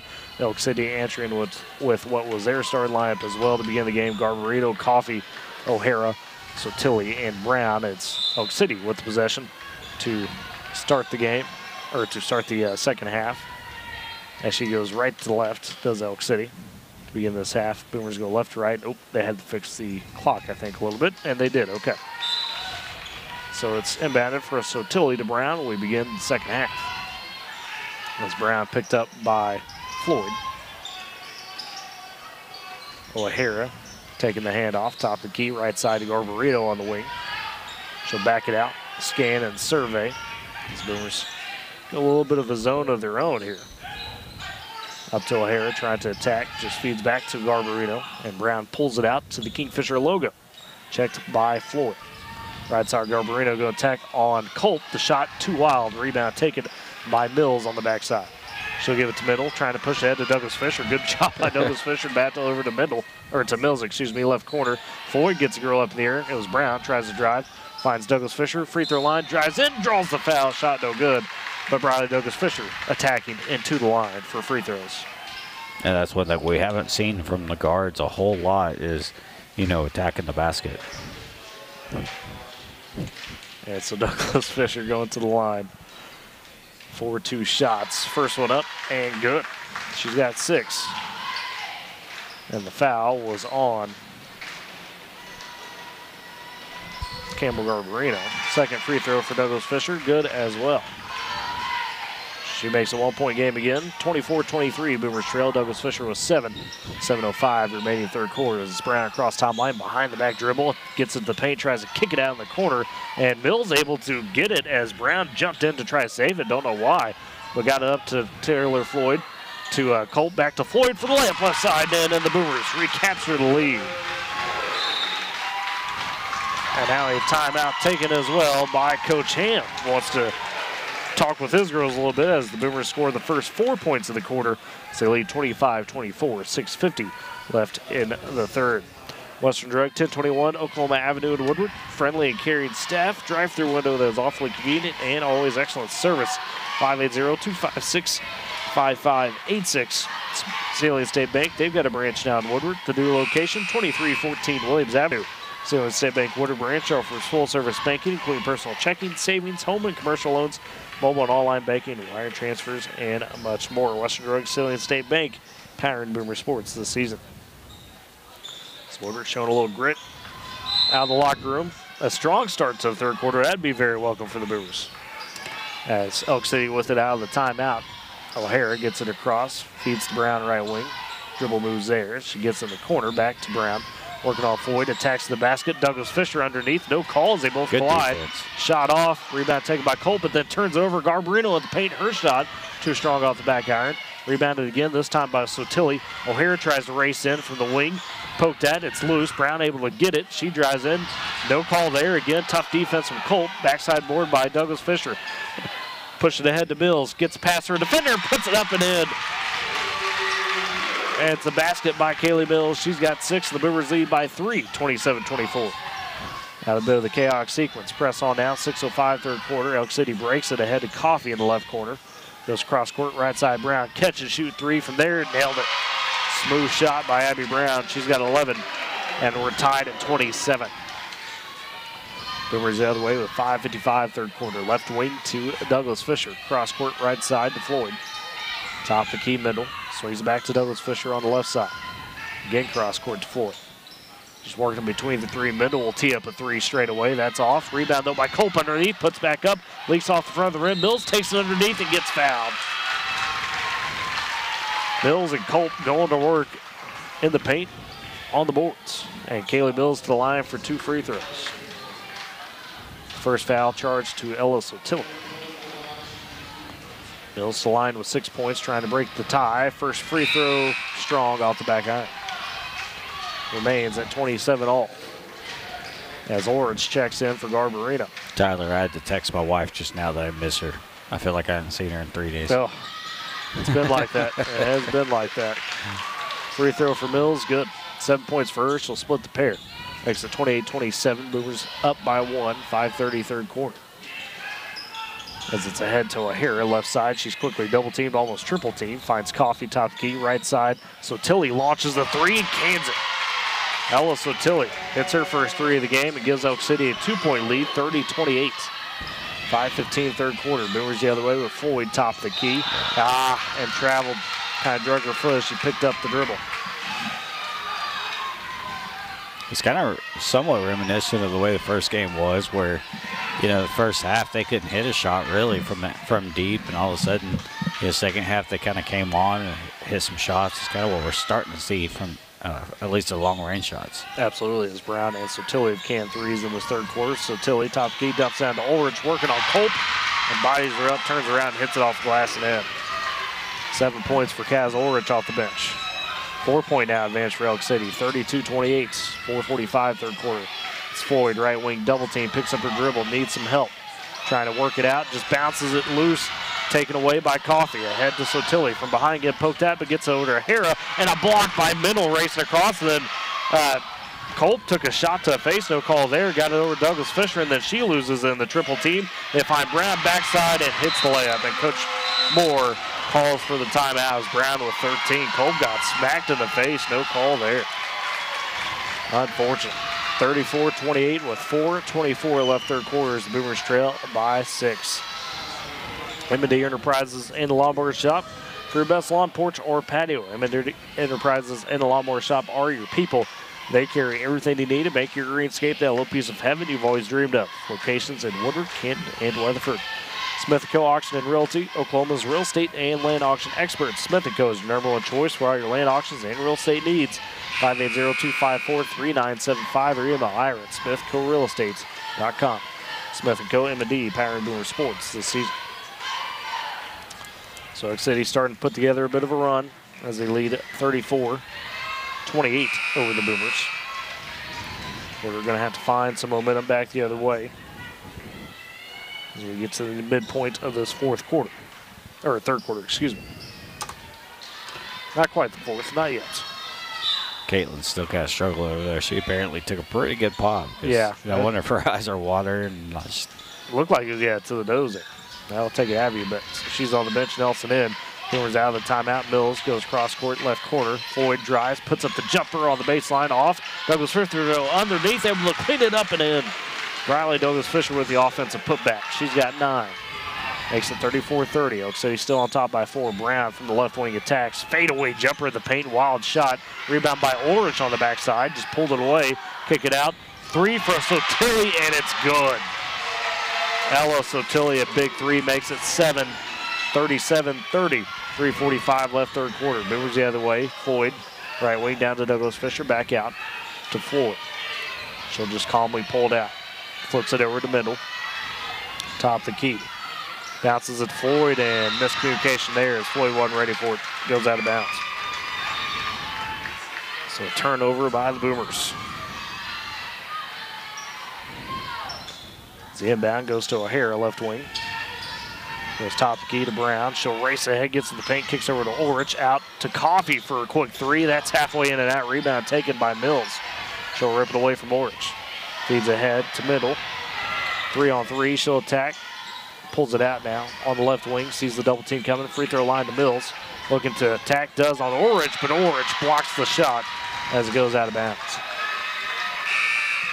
Stays with the Boomers as they trail 37-30. 3:08 left in the third quarter. They'll reset with Middle below the right block, the inbounder. Passes out to Douglas Fisher on the right side, who hands it back to Floyd. She's got the dribble guarded by Brown. Over to Douglas Fisher right side. Thought about taking the shot, cut off though by Sotilli. Dumps down to Mills. Working on Ulrich, kicks it out to Mendel, left wing. Sees the double team, gets it to Douglas Fisher. No, too high, and it sails out of bounds. A turnover for the Boomers. Elk City starting to lock it down right now. As it's Brown in the backcourt, taking it up for the Elkettes. Left wing to O'Hara. Checked by Floyd. Over to Brown left side. Wants to attack. Good cut off by Douglas Fisher. Brown, though, able to pass it around. They get it to Garbarino. Back up to O'Hara. Double team comes to her. Floyd trying to guard her. She calmly gets it back to Abby Brown, top of the key. Pass by Brown, almost stolen by Nelson. So it went to Sotilli, back to Brown. Straightaway 3. Good. Abby Brown with 16 of the 40 for Elk City, and they lead 40-30, the largest of the game. 2:15 left third quarter. Boomers looking for the answer the other way. Floyd left side. Top key to Nelson. Up to Mills and pass. Batted by Brown. Stolen away. Flips ahead to O'Hara. Floyd trying to track her down. O'Hara misses the layup, but Garbarino there to follow it up and in. And it's a 12-point game and a run put together by Elk City. 18-3 over the last 4 minutes. They lead 42-30, and another timeout taken. And now Elk City started to heat up. We saw this yesterday against Clinton, where they just started putting it together, possession after possession. That's what's going on right now. Well, we saw it last Friday too. Yeah. I mean, you know, firsthand. It's something. It seems to be something about that third quarter for the Boomers, as well as, for Elk City. We saw it yesterday that what we have seen them do in the third quarter against us 2 times this year, we've seen them do it against Clinton. So there may be something like there's something about they get in there, and it's a coaching thing too. Because you go in there, Coach Ham's giving you the adjustments, kind of trying to fire you up. He apparently does a great job at that. Turning it around at halftime. So. Boomers just going to have to figure out a way to weather the storm, put a run together themselves. That they are. As out of the timeout, Boomers will have the possession. We're up to 8 turnovers here in the second half. With 25 total. As it'll be Mendel jogging it up for the Boomers across the timeline. Right wing to Nelson. She has to pick up her dribble, now needs some help. Trying to get to Mills. Brown trying to rip it away. They'll say Brown knocks it out of bounds. Abby Brown being a terror on the top of the defense there for Elk City. Floyd inbounding Douglas Fisher right side. She'll step up, take the 3. It goes in! Probably Douglas Fisher with the big 3. She's got 12. Cuts it back to 9 for the Boomers. Now you got to get a couple stops. Brown top the key right side. Dishes in the corner to O'Hara, down to Ulrich, working on Douglas Fisher. Played her straight up, but Ulrich still able to put it up and in. She's got 9 off the bench. 11-point ball game, 44-33, minute 20 left, third quarter. Boomers the other way, Mendel right side. Near the corner, bounces it to Mills, cuts in on Ulrich, tries to put up the shot, blocked by Ulrich. Second chance though by Mills, draws the foul, stuck with it, and drew the foul. So Ulrich picking it up, she's got 2. It's the third foul of the quarter for Elk City. None so far on the Boomers in this quarter. Mills to the line. It's had a good game with 7 points. First free throw good, makes it 8. 10-point ball game, 44-34. Mills a couple dribbles, dips and shoots. That one good. She's got 9. Makes it 9 points again, 44-35. Minute 5 left, third quarter. As it's Brown on the left wing. Cross court to Sotilli on the right side. Ooh, nearly traveled with it down to Ulrich. She's double teamed, kicks out to Garbarino. To Brown on the left side, turns, drives to the paint, ripped away by Mills and picked up by Floyd. Doors generate the steal. They get ahead to Floyd from middle. She's down the left side. Oh, and tripped up trying to pass it. And it's a travel there. Caught her ankle. That one doesn't feel good. Just slid trying to stop up. She's walking it off now. It's Floyd picking up Brown, top of the key for the Elkettes. Gets a little bit of a high screen. Right side to Sotilli, drives free throw line, kicks over to Garbarino. Mendel tries to step up and poke it away. O'Hara, though, able to take it down to Ulrich. Spins on Mills, puts it up and in with the left hand. Tough move by Kaz Ulrich with 27 seconds left, third quarter. 11-point game again, 46-35, down to 20 seconds left in the frame. It's Mendel across the timeline. Left wing to Floyd. Trying to direct some traffic. Floyd, pressured by Brown, has to pass it, gets it over to Nelson. No, too high on the pass, and sails out of bounds with 11 seconds left in the quarter. Back to Elk City, and Floyd has to check out because she's still a little limp on that ankle. Inbounds goes to O'Hara with 11 seconds for Elk City. Dumps it down to Ulrich again, working on a couple Boomers. Turns, the right hand's too strong. Ulrich can't get the board. Colt takes it, floats it ahead to Douglas Fisher at the buzzer. Half-court shot. Oh, off the back iron. And that's how we end the third quarter. Boomers trail by 11, heading into the final frame, 46-35. We'll step aside to listen to Boomer Basketball on Z92, KMZE, FM Woodward, and Boomer TV. This back-to-school season, give your home the connection it deserves with Go Pioneer Fiber Internet.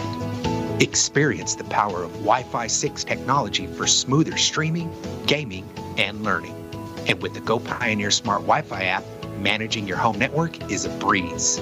Choose from multiple plans with symmetrical speeds for lightning-fast uploads and downloads. Get your family school ready with Go Pioneer Fiber Internet. Sign up today at gopioneer.com. You tackle an endless to-do list every day. It may seem like a thankless job, but you know better. It's the little things that matter most. That's why you'll appreciate the enduring value of the Michelin Defender tire. Designed for doers like you, Michelin's longest-lasting tire keeps you on the go longer, so you have one less thing to worry about on your next road trip. Stop in today for miles of uncompromised safety and performance. Visit your local Michelin dealer, High Plains Tire, at 2220 Main in Woodward.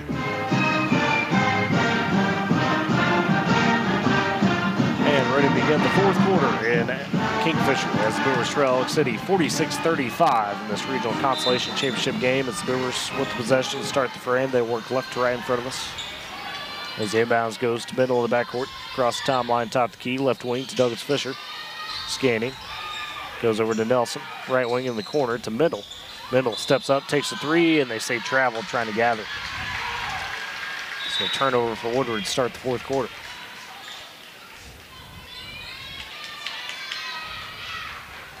As it'll be a Sotilli inbound into Brown. Calmly jogging across the half-court line. Right side to Sotilli. Pass, so Nelson almost steals it, but can't quite keep control as she goes out of bounds. Almost stepped in front of that one. Boomers trail 46-35, 7:37 left in the ball game. Down to Ulrich for Elk City, top key to Brown. Steps back, takes the three after a crossover. Too strong off the back iron. Rebound poked by Middle, now on the ground. Still, Colt trying to get it. It's through the legs of Sotilli. Finally, Middle able to collect it. But now she's in a tie-up right across the timeline. And Coach Moore not happy. She thought Middle was fouled. And the jump ball gives the possession arrow to Elk City. I think there was several fouls in that scrum to get the ball. The fact that both coaches to that degree are not happy with it. So, yeah. The fact that there wasn't a call and the rebound was collected just past half court. Yep. That's kind of for impressive. A tough spot. The Brown takes the inbounds, drives, kicks over Garbarino for three, and hit it. Campbell Garbarino with the big three. She's got 9. It's a 14-point game in favor of the Elkettes, 49-35. That's tough. Abby Brown actually walked with the ball right before she passed it out. But, again, no calls, and Garbarino knocked it down. Boomers possession as Nelson right side to Douglas Fisher. Wanting to attack. Elk City in that zone. Douglas Fisher drives. It rolls up and in. Crawled off the front, hit the back, and fell. It's an 8-1 for Briley Douglas Fisher. She's got 14. Trying to will her team to it. Makes it 49-37. The foul on Garbarino, her second. Free throw for Douglas Fisher, good. 15 for the senior. Trying to make sure it's not her last try at it. Boomers trail by 11, 49-38, 6:50 left in the game. Brown across the timeline. Feeds it to O'Hara, top key. Back to Brown on the wing. Trying to dump it down. Mills gets a hand on it, but Brown able to collect it back, and now they say a timeout by Coach Ham. As sequence got a little chaotic there for his team. So 6:39 left in the game. 49-38. And Eric, I mean, it's tough. You're down double digits, but if you get a couple big stops, baskets the other way, you're right back in it. You still got time. You just got to be urgent here. Yeah, you know, there's been periods in this game where it looked like the Boomers are going to kind of make that run. They've done some good things, but a lot of times there's a turnover that creeps back in that, you know, kind of will stop whatever momentum they had. The Boomers are now up to 28 turnovers in this ball game. You know, and credit a lot of that. You know, Elk City is doing a good job defensively, moving into passing lanes and things like that. We've seen chances where Boomers look like they're going to get a pass off, and you know, like Abby Brown steps in there, then they, you know, pull back and unfortunately drag their feet. But you know, they're in a fight right now. You know, a great job by Briley Douglas Fisher here lately to kind of take the ball to the basket. She doesn't want the season to end, but you know, really need her and Lexi to continue to step up and attack the basket here in the last, you know, 6.5 minutes. It is Elk City possession out of the timeout. So Tilly, the inbounder, goes to O'Hare right in front of the Kingfisher half-court line. She's got a top of the key guarded by Nelson, left wing to Brown. Dumps it free throw line, so Tilly stops, pops for the jumper. That rims out. Rebound taken by Douglas Fisher. Feeds ahead to Nelson in the backcourt. Now she picks up her dribble and gets poked away from her. Brown takes it, passes over to Garbarino. Douglas Fisher on the defense, forces the miss, and gets the board. Now she pushes ahead. It's a 3-on-2 for the Boomers. Down the right side for Douglas Fisher. Over the middle. The little jumper on the baseline just popped out. Colt gets the board and draws the foul. Shot no good, but Caitlin Colt flies in and collects the second chance. I just watched the replay on that turnover for the Boomers right before Briley's rebound. I don't understand how there was no foul there. There was a lot of contact that caused that ball to be knocked away. Let it be physical today for sure. Is Colt's first free throw good? She's got 4. The foul was on Brown, just her first. 49-39. Boomers trying to cut it to 9. And the second free throw from Colt. Dips and shoots. Yes, sir. She's got 5. 6:08 left to play. Boomers trying to force a couple of stops as Brown will jog it up across the half-court line. Top key sees the double team, bounces over to Sotilli on the right wing, trying to drive, and middle kind of knocked her down. As they collided. So Mendel just her first foul. It's only the first foul of the quarter for the Boomers. As the inbound again, Sotilli in front of her own bench. This time to O'Hara right side. The bounce to Brown, top the key. She kicks in the corner to O'Hara. Swinging it around is Elk City. So working left side to Garbarino. Another handoff to Brown. Trying to get it back up to Garbarino. Losing the handle a little bit. Floyd got in there, almost fouled. On the right side to O'Hara. Near the corner, Brown checked by Douglas Fisher. Drives baseline, gets around it, kicks out to Garbarino in the wing. She takes it into the paint, the little runner. Well, short rebound underneath by Douglas Fisher. Forces the miss. Douglas Fisher running. Bounces ahead to Floyd. On the baseline, she'll just pull it back out and reset on the wing. Floyd now looking to pass. Goes to Mendel, left side. 5:15 left in the game. Boomers trail 49-40. Mendel top key, patient now. Over to Mills. Free throw line, Douglas Fisher. Catch and shoot. She got hit a little bit, or was it short? Mills, or Colpe will save the board. Bats out to Floyd. To Mendel right side. She drives, pulls up for the jumper. Sticks off the back iron, no good. Mills trying to clean it up. That's a miss. Another board. Works its way down to Douglas Fisher. Has to save it, and it goes right to O'Hara. Boomers can't capitalize there. Brown racing the other way. Mendel on her defensively and just swats at her hard and gets the foul. So send Abby Brown to the free throw line. 4:49 left in the game. As Mendel picks up another one. Her second.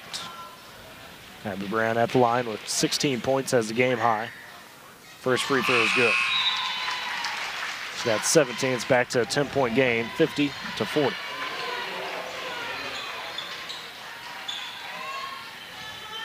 Brown a couple dribbles. Dips and shoots. Second one off the back iron. Splits the pair. Culp with the board. She'll feed it over to Floyd. Calmly dribble it up. Left wing now to Mendel. On her dribble, top the key right side to Floyd. Back up to Mendel. Thanks by attacking instead, just feeds it back over to Floyd. Just trying to work it around, trying to find something. Over to Floyd, dumping it down to Culp underneath. He got bumped right there. No call, missed the shot. So Tilly came over, rebound taken by Garbarino. She'll race down the right side, goes for the layup. Can't stick it, gets her on board, and now a foul underneath. Coach Moore was not happy about that no call. And that's several possessions now where the Boomers have gotten bumped and there's not been any call. So the foul on Floyd, her third. Not a free throw opportunity, just a loose ball. As Elk City will inbound with Tilly beneath right block. 4:17 left. Boomers trail by 10. Tilly looking to inbound, goes to Garbarino, top of the key. She'll tee up a three from there straight away. That's off the back iron. Bit of a rush shot. Rebound by Douglas Fisher. Feeds over to Mendel down the left side. Has a 2-on-3. She'll take it straight to the basket by a few Elk City defenders and puts it in. Lexi Mendel with 7. Boomers down to an 8-point disadvantage now. 3:55 left. As it's Brown across timeline, left wing to Blakely Ball, who's into the ball game, top the key. So Coffee, trying to bounce it. Douglas Fisher or Floyd trying to set off for the steal. Mills can't get it in the corner. 3 for Sotilli. It's too strong. Rebound fought forward. Culp able to take it. She'll push it ahead to Floyd, trying to beat everybody down to the basket. Gets caught up from behind, swatted away, and took a bit of an awkward fall on the back end of that as the ball was already out of bounds. No, the frustrating thing is, the ball was knocked away, but somebody just ran over Floyd from behind as the ball's going out of bounds, and the ref just kind of looked right at him. I don't like complaining about no calls and things like that, but it's kind of getting to the point where they're missing a lot of stuff. Floyd beneath the right block for the Boomers on the baseline, goes up top to Mendel. She'll catch, she'll drive, free throw line jumper, just a bit high off the back iron. Rebound taken by Mills. Trying to go second chance, and they go offensive foul on Mills. The Boomer crowd not happy with that one. Wow. And Floyd has to check out. That ankle bothering her again. And they'll get Kaylee Mills for her third. They just call out of bounds. Didn't see. No, they called the foul. Okay, because that was the fourth. Brown top key right side to Coffee. Her pass batted by Mills, and then again a foul on the Boomers. So Mills was trying to rip away from Coffee.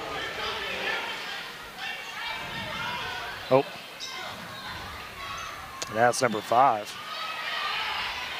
It should be the 4th on Mills. They got 3. Yep, now they got it up there. And so that's going to be free throws for Coffee. With 3:18 left, Boomers trail 50-42. So send Kylie Coffey to the free throw line, the sophomore. First free throw's up, and it's good. It's her first point of the game, makes it a 9-point game, 51-42. Coffee ready in for the second, dips and shoots. That one crawls off the front of the rim, hits the back iron and falls. Makes both 52-42. Boomers trail by 10. Mendel across the timeline. 3:10 left in the game. Left wing to Douglas Fisher. Up top to Mendel again. Crossing over, trying to drive. Kicks over to Nelson. Free throw line to Culp. Back up top, Douglas Fisher launches the straightaway 3 and splashes home. Bradley hits one. 18 for her. Boomers back within 7, but now you got to find some stops. 2:50 left. As it's Brown top the key, right wing to Coffee. Guarded tightly by Mendel, and it's dribbled off Brown's foot. Coffee tried to pass it to her. It's a turnover for Elk City. Big one there. As the Boomers could cut it to 5 or 4. They're able to score on this possession. Crowd is into it. Kick it around, Douglas Fisher left side. Top the key, back to middle. Free throw line to Mills, trying to drive double team. Out to Nelson, zips it up to middle. She's fouled though by Brown, as Brown raced over and just knocked her down. Brown with her second. Makes it the third team foul for Elk City in the quarter. This will be reset for the Boomers. Douglas Fisher, the inbounder. Goes to the backcourt to Mendel. She'll go right wing back to Douglas Fisher. To Colt, near the paint, out to middle. Launches the three from the left wing. It's good! Back-to-back threes for the Boomers. 10 for Alexi Mendel. And the Boomers have cut to 4. Now the crowd starting to get into it. Brown across the timeline for Elk City.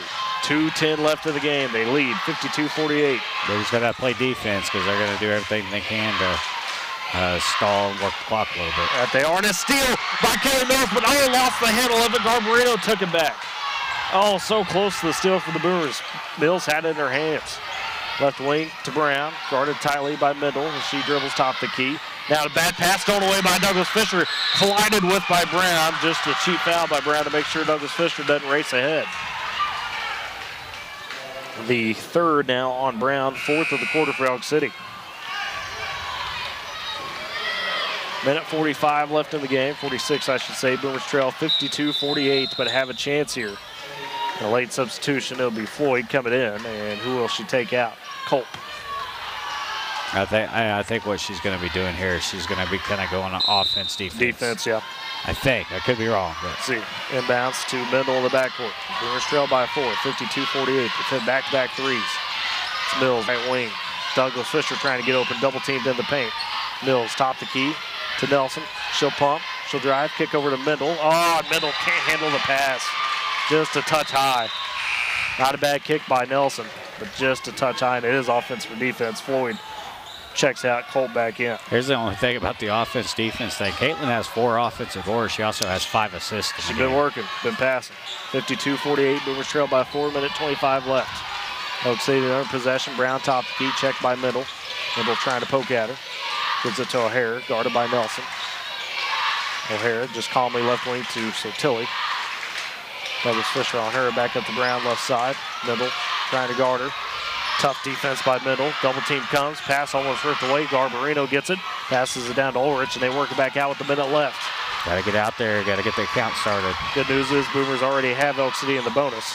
And now Brown trying to drive, kicks over to Garbarino, deep in the paint. Colt stands it up tall, forces the miss, and gets the rebound. Pushes ahead to Douglas Fisher, but she can't handle it. Poked away by Elk City. Douglas Fisher on the ground. And now Mills for mine almost gets the steal, but O'Hara able to collect, and a timeout by Coach Ham with 42 seconds left. 52-48. There was a couple of chances there. Unfortunately, couldn't secure the possession, as it's a full timeout. I mean, the blueprint's there. The Boomers are pressuring well, trying to force it around from Elk City, and they've made those mistakes as Elk City. The Boomers just unfortunately haven't been able to capitalize. Yeah, and that's, I hope I'm wrong. That I'm just kind of worried that there's just been a few too many mistakes for the Boomers tonight, or today, to kind of put themselves in the situation where it might be not enough time for them to come back. But they're fighting the whole way through. That's something we've seen at times this year where. The pressure kind of gets on. They get frustrated and get down a little bit. And this whole game they've been fighting. They know what's at stake. Well, and they got to as much as, to your point, they got to as much as a 14-point lead for Elk City. The Boomers could have wilted there. They did not. They've continued to fight and whittle that back. As out of the timeout, Elk City will have the possession with 44 seconds. 52-48, 42.4, excuse me. As the Hellcats will inbounds in front of their own bench. So Tilly will be the one throwing it in. Boomers either got to go for the quick steal, maybe draw the foul. It goes deep backcourt into O'Hara. Nelson trying to guard her. O'Hara crossed over a couple times, sees the double team, finds Sotilli back out to Brown. Down to 34 now. The Boomers got to try to foul. Poking at Brown, they do foul. 31 seconds remains.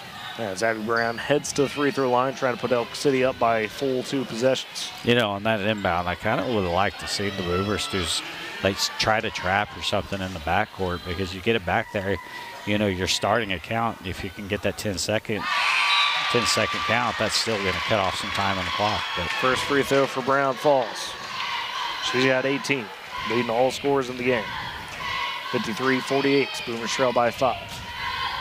Brown teed up her second free throw. Couple dribbles. Dips and shoots. Second one no good. Rebound by Culp underneath. Stays a 5-point game. Boomers got to push. Middle in the backcourt.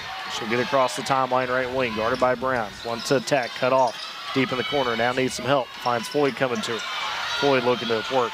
They don't have time. Cut off at the free throw line. Just has a heave one up. Culp flies in. Able to take it underneath. Trying to get it back out top of the key. Does to Douglas Fisher with 12 seconds. Brewers got to get a shot. Douglas Fisher lane. Swatted by Ulrich underneath. Second chance won't go with 6. Elk City with the board. O'Hara fouled with 3.8 remaining. And a tough effort for the Boomers. Looks like it's going to come up short. The emotion coming to Briley Douglas Fisher's face. As Elk City leads 53-48 with just 3.8 remaining. Lucy O'Hara will be at the line for some free throws. The foul was the 5th on Kaylee Mills. So she'll finish the day with 9 points. First shot by O'Hara, no good.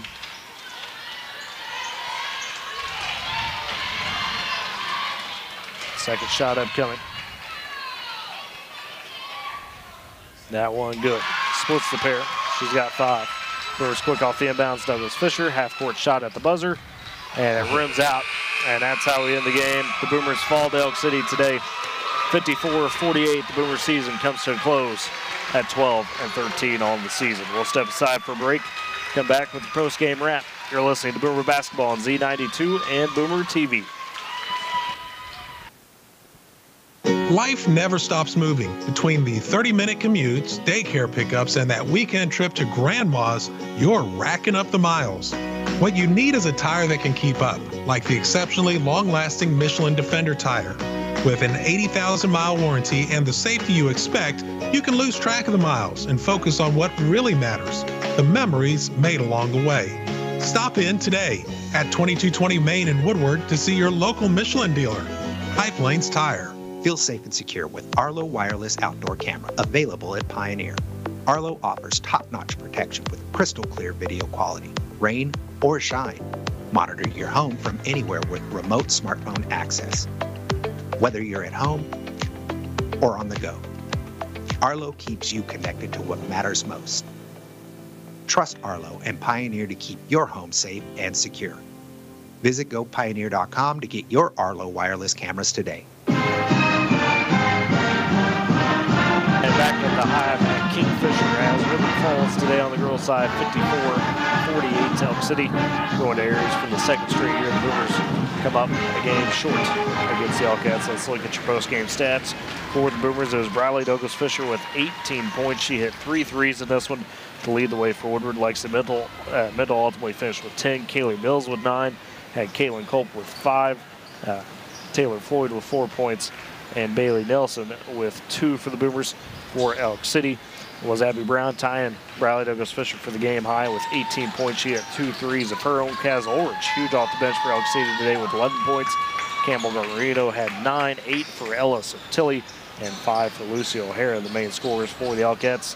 Second half, ultimately, unfortunately, did the Boomers in. Third quarter, Elk City wins at 22-14. The Boomers did put together a 13-8 fourth quarter, but not enough to dig out of that 14-point gap that was created in the third quarter. Eric had to really finish on some of those rebounds, turnovers and steals, things of that nature. Boomers out-rebounded Elk City today, 38-25. Caitlin Culp led the Boomers with 15 rebounds. 5 of those are on the offensive end. Briley Douglas Fisher got her double-double in her final game with 11 rebounds. Mills had 9, and then Lexi Mendel added 1, so it was really kind of a 3-headed monster on the boards for the Boomers. As far as turnovers goes, it was 31-18 Elk City had that advantage over the Boomers. The Boomers did a decent job, kind of forcing some turnovers, though, with those 18. Mills had 4 steals, Floyd had 3 steals, Fisher had 2 steals, and Culp had a steal. Culp also led the team with, she led the team with rebounds, but she also led the team with 5 assists in the game. Mendel had two assists as well as a block, and then Fisher and Floyd each had an assist. So as you break down there, and girls season again comes to a close at 12-13, improved from last year as far as the record-wise, just unfortunately falling a bit short trying to get to that area tournament, and brings me to Bank Western Oklahoma Player of the Game. I think. I mean, it's either way. I think because I know what you're thinking. Yeah, you know what I'm thinking, but I don't know, that's a tough one. Let's do some Co players. Let's go Co. I think Co's a really good one here. Because I think we go Co with Bradley Douglas Fisher, obviously the senior, laying it out on the floor, giving that full effort. Gonna miss her. Yeah. Next year, no doubt about it. Finishes with 18 points today, including those 3 threes. And then Caitlin Culp drew the start today, made the most of it, had a fantastic game, did the sophomore. Yeah, I think Caitlin, was a huge play. This is by far her best game of the season. Getting the start, she doesn't necessarily do it, scoring-wise, but, with her 15 boards, 5 of those on the offensive side, led the team with 5 assists. She had a steal. I think she played a great game as well. Yeah, she did. I know. Tough to go into off season that way, but man, the future's bright for these girls. You bring back almost everybody. Gonna have Lexi, Kaylin, Kaylee, Taylor, Bailey, all those girls coming back. So Chavez, you talk Kate Sporting, some of those girls, some of those freshmen we saw, Ella Howard. I mean, things to look forward to next year for these Woodward girls. Yeah, absolutely. And some of these kids, they're going to be in the gym, after whatever their spring sport may be. Like, some of them do kind of individual lessons, things like that. There's going to be new chemistry challenges because you're taking Bradley Douglas Fisher out of the mix. Right. Unfortunately, so next season early on, when you take a huge key player out, you're going to have to learn some new things. But it's going to be a chance for some of these girls to grow over the summer and get back out next year and kind of show what they can do. So with that, girls season comes to a close, and we'll go ahead, step aside, take a break, and get you set for the boys as they look to punch their ticket area against the Cash Bulldogs this afternoon. You're listening to Boomer Basketball on Z92 and Boomer TV. At Bank of Western Oklahoma, we've been a cornerstone of the community since 1908. Being locally owned and operated, we understand the values and the culture that define Western Oklahoma. From supporting local farmers to helping small businesses thrive, we take pride in offering personalized banking solutions that reflect our deep understanding of Western Oklahoma. Discover the difference of a bank that's been by your side for generations. Bank of Western Oklahoma, member FDIC, an equal housing lender. Back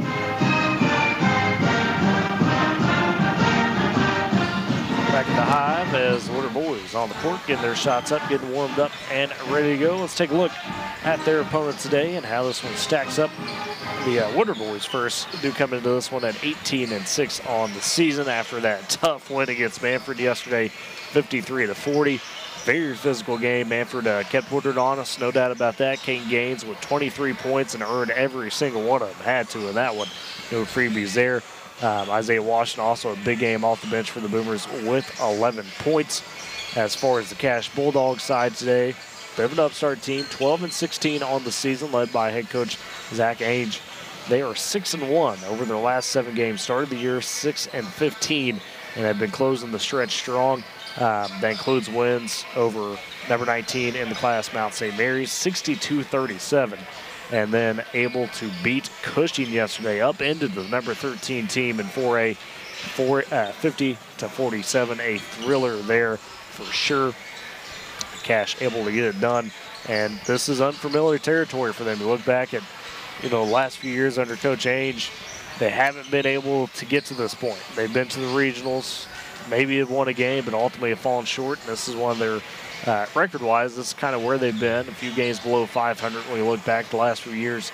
Last time they were able to get to areas was in 2021, made a run there off of what was a good season for the Bulldogs. But you look at who leads this team, talking about the senior 6'5", Jaden Donahue, going to be a threat down low and a guy you're going to have to watch out for. And then they've got a couple other really good seniors around him.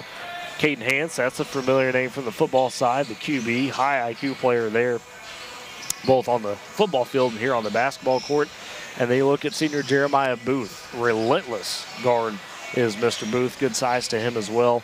Another high IQ player for these Bulldogs. And they mix in a couple of talented sophomores around that.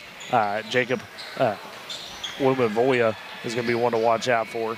And then the sophomore Reed Gillespie as well for Cash, the expected starting five there for the Bulldogs. But Eric, coming into this one for the boys, you hope they got well rested enough. Again, we talked about that. It was a short turnaround from late last night to earlier this afternoon.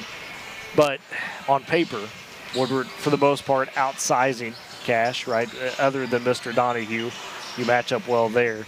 And on top of that, athletically, when you break it down on tape, Woodward should be able to go toe-to-toe here with Cash on that sense. Yeah, and that, to me, the biggest concern, is going to be the kind of the potential fatigue factor, the finesse that the Boomers need to kind of possess today, just because, again, like we said, that Manford game, man, that was a hard-fought battle last night. It was.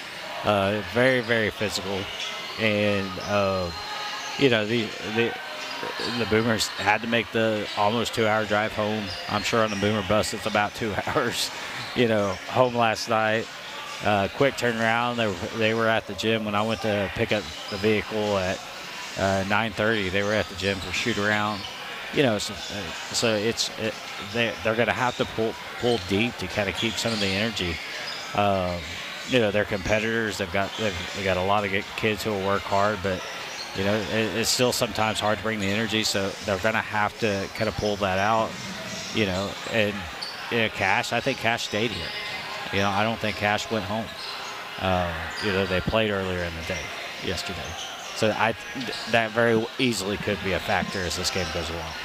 That it could, but everything. Cash has been playing good basketball, right? Beat Elk City on day one of this tournament, 59-15. Vanquished them well, and you've got those 2 ranked wins. Their only loss in that 7-game stretch, as I mentioned earlier, was to Weatherford in the district championships. So, that's kind of expected. Weatherford's been taking care of everybody, so no surprise there.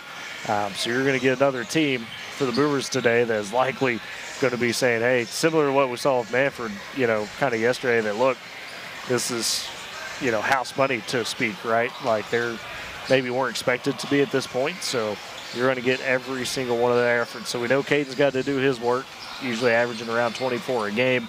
We know Gage Hutchins has got to be solid, but who else in your mind's got to pop up for the Boomers today to be able to give them the proper chance to advance on to areas? I think, Cole Reed's going to be a huge factor in this game. Sorry, not Cole, Carter. I mean, Cole, honestly, Cole's been getting his time, and I think been doing well. He can definitely, defensively, he can play a huge difference as well. But Carter, is kind of, not really been there offensively the past couple games. He's done good things. I don't want to take away that aspect from the game because, he brings so much to the floor, but on the offensive side, as far as scoring, I'd like to see Carter, be able to pick up a few more points tonight, kind of take that pressure off of Caden and Gage and some of the other guys, too. One thing for Cash, only 12 guys on the roster, so maybe not quite as deep as Woodward in terms of that sense, so we'll see how that plays out. Let's turn it over for your starting lineups for both teams.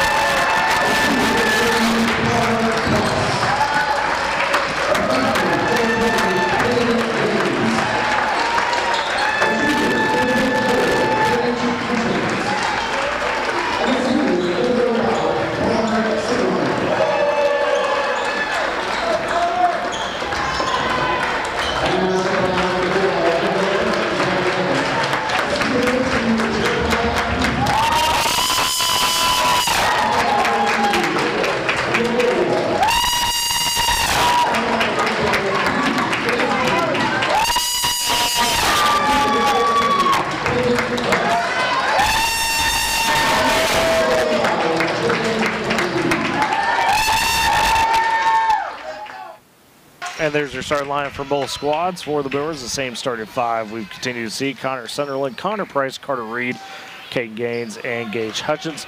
At 4, Cash is the expected starting five of Jeremiah Booth, Jacob Wumavoya, Reed Gillespie, Caden Hance, and Jaden Donahue, the 5 for the Cash Bulldogs. Cash, the home team today in this one.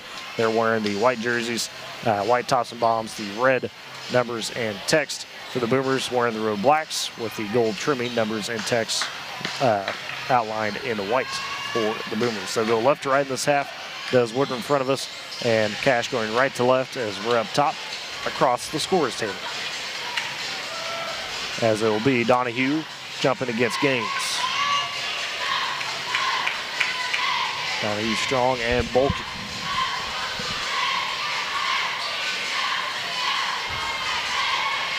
There's 8 minutes on the clock. About ready to go. Ball in the air, tips up and controlled by Gaines as he feeds it back to Sunderland. Goes over to Price, right wing. Or to Tyler by Booth, a handoff to Hutchins. Booth will switch. Now continue on Price, tries to feed it back. And that one just going to roll out of bounds. It's a turnover by the Boomers to start the game. Or no, they say poked by Cash. Okay, I didn't see the poke, so we'll take it. I honestly thought it was kicked, and I'm surprised they didn't, blow the ball dead. So the Boomers keep the possession. 7:45 first quarter. First possession of the game for either team. The left corner to Sunderland. So he finds Gaines in the paint just outside it. Pulls up Silky. Jumper for Caden Gaines to begin scoring. He had 23 yesterday. And yes, that ball was kicked, and they did not blow it down. There you go. You're cheating. You're watching. You got a monitor over here watching the replays. In the backcourt, Cash with it. Quick double team. They work out of it ahead to Donahue. He flies in, trying to go layup. Oh, up and under. It doesn't stick, though. Rebound poked out. Spot 4. Taking it is Hance. Races ahead. Goes top of the key. 3 on the way. Wumavoya, and that's no good. A little short. Rebound, though, gets out to Booth. So Cash extends the possession. 7 minutes left first quarter. Boomers lead 2-0. As is Booth top key, guarded by Reed. Hands off to Hance. Out right side to Wumavoya. He drives baseline travel. Yep, took a couple steps as Boomers would cut him off. So it's turnover for the Bulldogs. Again, a solid unit athletically, no doubt about that, is Cash. As Boomers the other way, Gaines works ahead to Sunderland. A little 2-on-2 there, over to Hutchins. Floater in the paint, sticks. Gage Hutchins. So he's got a basket, make it 4-0 in favor of the Boomers. 6:35 first quarter. Cash back the other way. Hance harassed a little bit by Connor Price. Getting on the floor for it. Jump ball. Possession will keep it with Woodward. With Cash, excuse me. How about Sonny with 2 quick assists in this game? Yeah, had the one into Gaines and had the one over to Hutchins. It's good work there by Sonny. As this Bulldog possession beneath the left block. Wumavoya, the inbounder, goes up top to Hance. Hance, the quarterback for the Bulldogs. So try to drive and kick it out. Works its way to Wumavoya, but can't quite get it out. And they didn't know who was going to take it. It goes out of bounds. So a turnover for the Bulldogs. As it's inbounded to Price, ahead of Gaines. Back in the court to Price still. Hadn't got across timeline, finally does to Sunderland. They get it to Hutchins in the right corner to Reed on the wing, trying to dump it into Sunderland. Has to kick it out to Hutchins for 3. A bit too strong. Booth, though, bats it out of bounds. Just trying to get in front of a Boomer for the rebound. So 6:15 left first quarter. Oh, they're running the clock still. Not sure what the deal is there. As the inbounds goes to Hutchins, right wing. Swing it over to Gaines left side. In the paint to Reed. Kicks it out. Sunderland, right wing. Baseline to Hutchins. Back to Sunderland in the paint. Reed with the jumper. Just pops out, though. Rebound poked around eventually. Wumavoya coming down with it. Yeah, that's one of those where, Connor had an opportunity to go up for a layup and he passed it off. I'm sure Coach Gage will let him know about that. As top of the key, it's Wumavoya trying to attack. Cut off right elbow. Price tight on him. Taking it is Hance. Trying to drive. Puts up the jumper. Off the mark left. Rebound picked up by Reed. Pushes ahead to Gaines. He's trying to attack. Oh, and yeah, carried it just a bit. Had that little hesitation and he kind of scooped it up under with the hand. So travel on Caden Gaines. Or a carry, I should say. Excuse me. 5:28 left first quarter. Boomers do lead 4-0. As Boy launches a deep pass intended for Donahue. He's tall, but not that tall, and it sails out of bounds. So Boomers get it right back. Cash looking out of sorts to start this game. Yeah, that was Caden. He'd probably be able to go up there and get that. I don't know. Donahue's pretty tall. He's right there with Caden. Got those long arms, too. Donahue goes about to his knees, kind of like Caden does. Woodward the other way. Hutchins trying to push. Has it right wing. They'll swing it around to Sunderland left side. Still scan back up to Price. Wilma trying to sell out for the steal. Price trying to direct the play. So give it to Carter Reed, high left wing. Gaines trying to set the screen over to Price. Gaines rolls off it, gets down to the paint. Just easy layup from the right side for King Gaines. It kind of lost him as he cut off ball. 4 points for Gaines out of 6 for the Boomers to start. They lead 6-0. Cash the other way with Hans on the right wing. Picked up by Carter Reed, top of key to Wilma Boyd. So goes back over to Hans. Gets a little bit of a screen from Gillespie. He'll take his first handoff. Out to Booth. They'll tee up the 3 straight away, and it rattles in. Jeremiah Booth gets on the board for Cash. Turnover. And then the turnover, Booth, the steal, trying to get another layup. No good, but poked it out of bounds. Luckily, goes back to the Boomers. We did talk to Don Gaines a little bit last night, and he said that these two teams did scrimmage each other. Yeah, have met each other over the Christmas break, so they know a little bit about each other. Didn't meet in the regular season, obviously, right, but that scrimmage does definitely open some eyes of what's available. Price top the key for the Boomers to Carter Reed, cutting in. Hutchins trying to get the right-handed floater, no good, partially blocked. Gaines comes down with it, though, in the loose ball. Dumps down to Reed, back out to Gaines. Elbow jumper, tough one over Booth and sticks it. Oh my. Caden Gaines with 6. 8-3. Boomer advantage. 3:55 left first quarter. Cash back the other way. Carter Reed in the backcourt trying to harass Hans. Gets it ahead to Donahue, right wing. Works back to Wilma Boyle. Top, the sophomore, holding it. Calmly bounces it to Jeremiah Booth. He will get it going. Has that athleticism, has the ball handles. Goes back up to Wilma Boyle, gets the screen from Hans, rolls off of it. Hans takes the 3, halfway in, it pops out. Rebound underneath by Donahue. He'll put it back up and in. So Jaden Donahue, he's got 2, make it 8-5. Boomers still lead. Hutchins the other way in the paint. They kick over to Gaines, left corner. A little jab step on Hans. Now uses his dribble, gets back to Carter Reed, high left wing. We'll call out the play. Boomers trying to get it set up. Trying to go right side of Price, batted by Wilma Boyd as calmly rolls out of bounds. Boomers keep the possession as Isaiah Washington checks in.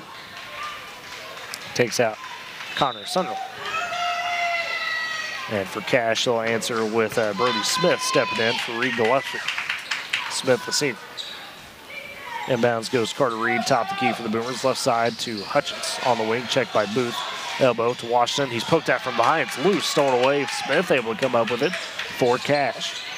They'll push back, looking cut to 1 or tie. Wilbovoya hands it off to Booth, left wing. He's got the dribble, top the key. Hands it back to Hans. Booth cuts to the basket, gets behind Gaines, and a foul underneath. They're going to get Washington. Gaines came over the top, tried to swat it, but they're going to get Washington for the foul. Yeah, one thing Isaiah struggles with a lot of times is he'll kind of go with the momentum of the person who's driving and kind of jump back as he's trying to play defense. And I think that's, one thing, if he can get himself set, and let them just create the contact, either you're going to be a no foul, or a lot of times the offensive foul. Free throw good for Booth on the front end. Make it 8-6. Still in favor of the Boomers. Booth with 4 of the 6 for Cash. Second free throw on the way. That one good as well. So Booth with 5. 1-point ball game. Boomers lead 8-7. 2:45 left first quarter. It's Carter Reed, top the key for Woodward as they work across the timeline. Checks back to Coach Gaines. He's talking to him on the bench. Left wing to Price. To Washington, just below the free throw line, pulls up for the jumper. Ooh, it rimmed out, good look. Rebound strong, taken by Brody Smith of the Bulldogs. Boyle within the backcourt, just feeds back to Booth. Will be picked up by Hutchins across the timeline. Hands off left wing to Hans. He goes up top, spins it over to Smith, steps out, takes the 3, and it hands in. Brody Smith hits the 3, and Cash ahead now, 10-8. And that pass poked out of bounds as it was ahead to Gaines. Smith knocked it off, knocked it away from him. 2:06 left first quarter. Cash leading Woodward 10-8. As they tore back with a quick 7-0 run. As it's Price top the key for the Boomers. Free throw line to Gaines. Kicks it out to Reed. Thinks about the three. Gives it back to Gaines. He'll take the three. That's off the back iron. Rebound fought for. And they'll say pushed out of bounds by Washington. We'll see who's battling with Brody Smith. Minute 55 left first quarter. You know how they say your name kind of looks like you look like your name? Brody looks like a Brody. I don't know what it is about it. It like fits it very well. Yes. And down for hands. Count is on. Finally gets into Booth in the backcourt. He's quickly double teamed. Forces over to Wumavoya.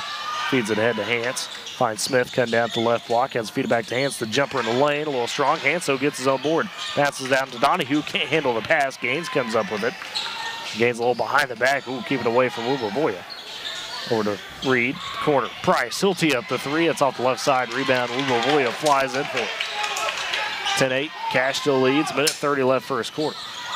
Wumavoya trying to shake off Carter Reed. Top the key. Now pulls it back to the Kingfisher logo. He's got a left side. Bounces it down to Booth on the wing. Top the key to Donahue. Right side to Haynes. Started by Gaines. To Smith. Leaves them open for another three, and he nails it. I would advise leaving Brody Smith open. 6 off the bench for Smith. He's hit 2 threes and a timeout by Coach Kayla Gaines. As Boomers trail 13-8 with minute 2 left in this first quarter. Great Plains Bank, Heritage, Trust, Respect. Those are the things that make Great Plains Bank great. With deep roots across Oklahoma and Texas, they're in touch with communities in which their customers live and work. Compass Athletics, from sports equipment to championship trophies and everything in between.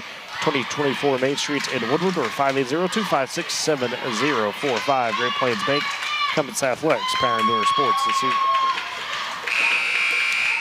As Cash right now on a 10-0 run on the Boomers over the last few minutes of this first quarter. Boomers, moving around a little bit slow. They're giving up a lot of rebounds. They're actually being out-rebounded here already, 8-4. 4 offensive boards by Cash. That's something you're going to have to kind of watch. That they are. Minute 2 left first quarter. Boomers with it out of the timeout. By the way, over on the Cash bench, there's a young man sitting there on the end, and it is fun to watch him. He looks like a coach down there. He gets excited. And he's maybe, what, 3 or 4? Yeah. Oh, yeah. Maybe 4. Maybe 4. As it's Carter Reed with possession for the Boomers. Down to 44 seconds left in the quarter. He's just going to hold it.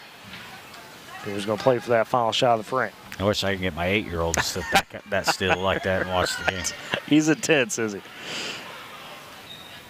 As Carter Reed just holding it calmly. 30 seconds left in the quarter. Now Booth kind of starts to step out on him, but pulls back.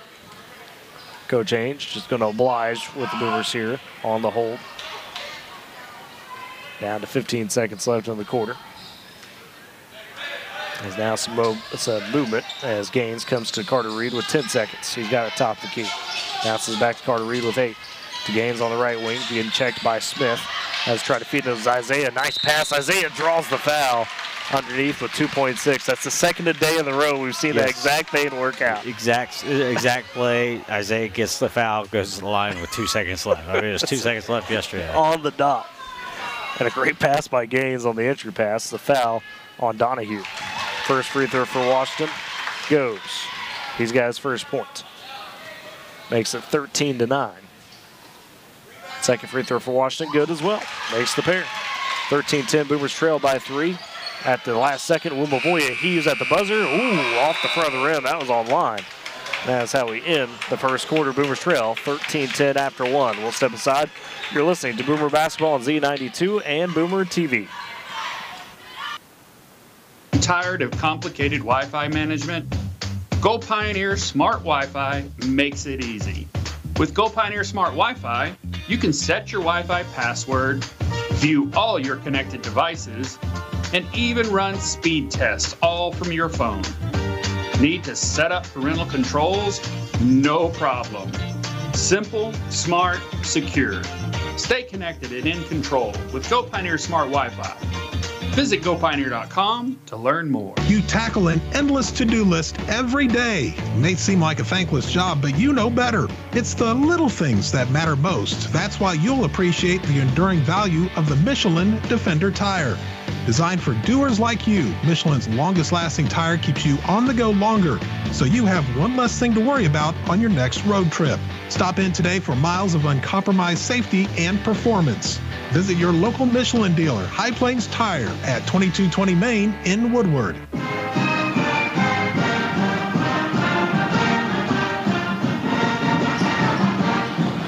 Ready to begin the second quarter. And Kingfisher has Woodward trails 13-10 in this boys' regional consolation championship game to the Cash Bulldogs. Cash got a big 6 from Brody Smith in that first quarter. The senior comes off the bench, hits 2 threes. Boomers with the possession to start. Right wing, it's Carter Reed. Top the key to Caden Gaines. Back to Reed, pass a little strong. Stolen away by Hans. Passes down to Booth. Gaines, what they swat though as Booth tried to put it up. And he knocks it out of bounds. Gaines was ready for that one. 7:45 in the half. 13-10. Boomers trail. It's Wumavoya deep in the left corner. Throws it out to Hans. Top the key. He'll try to drive on Carter Reed and gets there. From the right side, Caden Hans with his first basket makes it 15-10. Boomers the other way. Hutchins in the corner, left side. Takes the pass. Dribbling through some traffic. Gives it to Sunderland free throw line. Out to Carter Reed in the corner. They'll swing around to Price, top of the key, back to Sunderland, free throw line. Hits Reed trying to cut, but Booth steps in front and steals it away. He's got it on the baseline, now quickly double team. Gets it over to Wumavoya, who drives down the right side. He attacks on Sunderland, draws the foul, gets the bucket to go. It's an and a one for Jacob Wumavoya. And Cash now up 17-10. And Sunderland going to pick up the foul. His first.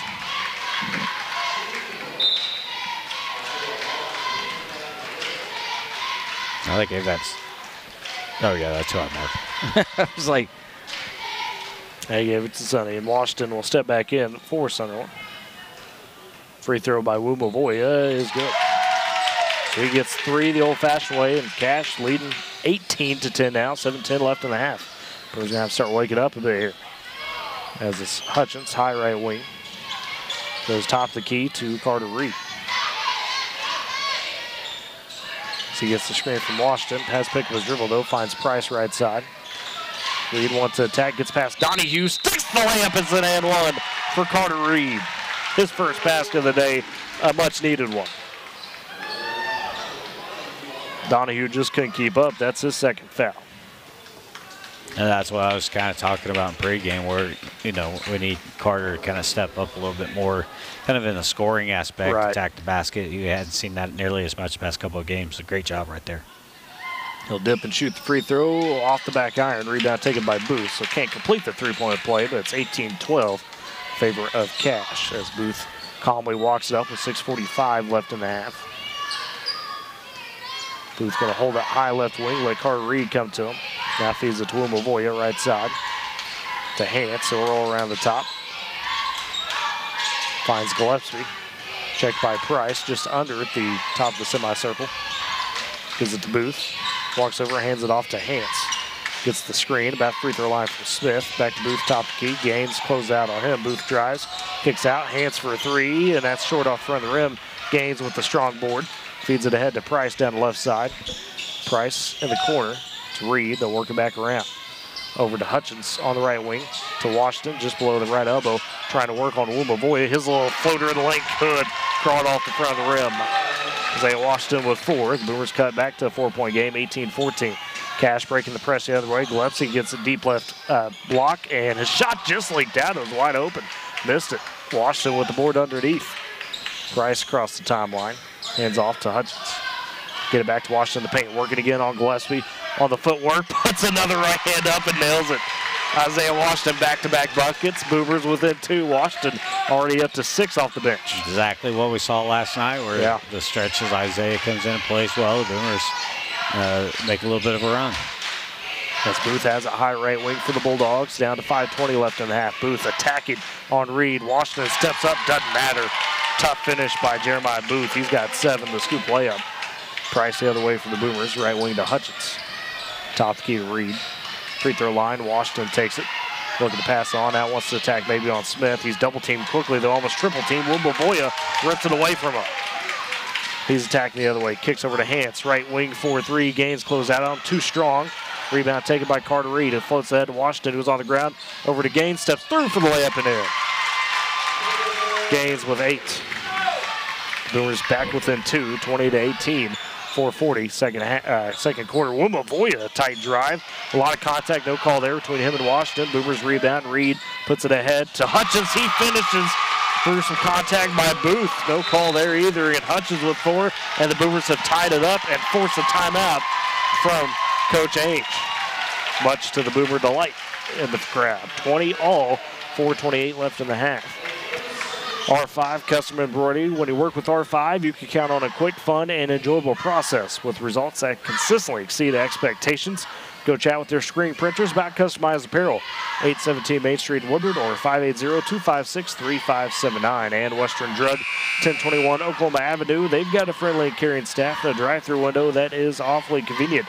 Always excellent service. 580-256-5586. R5 Western Drug, powering Boomer Sports this season. The Boomers storming back in their own right. It was 18-10. They go on a 10-2 run to tie it up. And Isaiah Washington, man, what a regional he's having. And this kid has just continued to be great down the stretch here. Yeah, that's what, it's something about the energy that he brings when he's on the floor kind of helps fire up the team a little bit. And, they kind of feed off of it.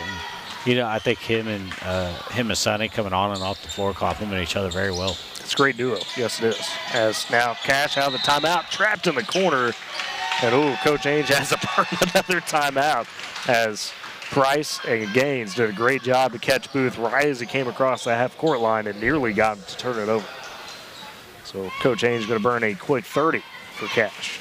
Still 20 all as we work through the midpoint of the second quarter.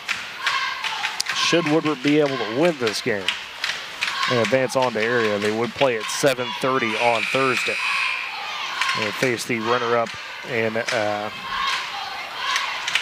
Catoosa Regional, which we have to check on that in a minute. Who could be there? That Catoosa Regional, tough, man. They had some good teams in there with Catoosa and Fort Gibson, both ranked inside the top 10. We got Talala as well. Miami in there, Grove and Jay, part of that one. All part of Area 1. Inbounds, Hance goes to Booth in the backcourt. That's Wumavoya now high right wing, guarded by Carter Reed. Has the dribble, top the key, gets a little screen from Hance, a roll off to the right wing. Wumavoya takes it back from him, now checked by Gage Hutchins. Wumavoya wanted to attack maybe, but being hesitant so far.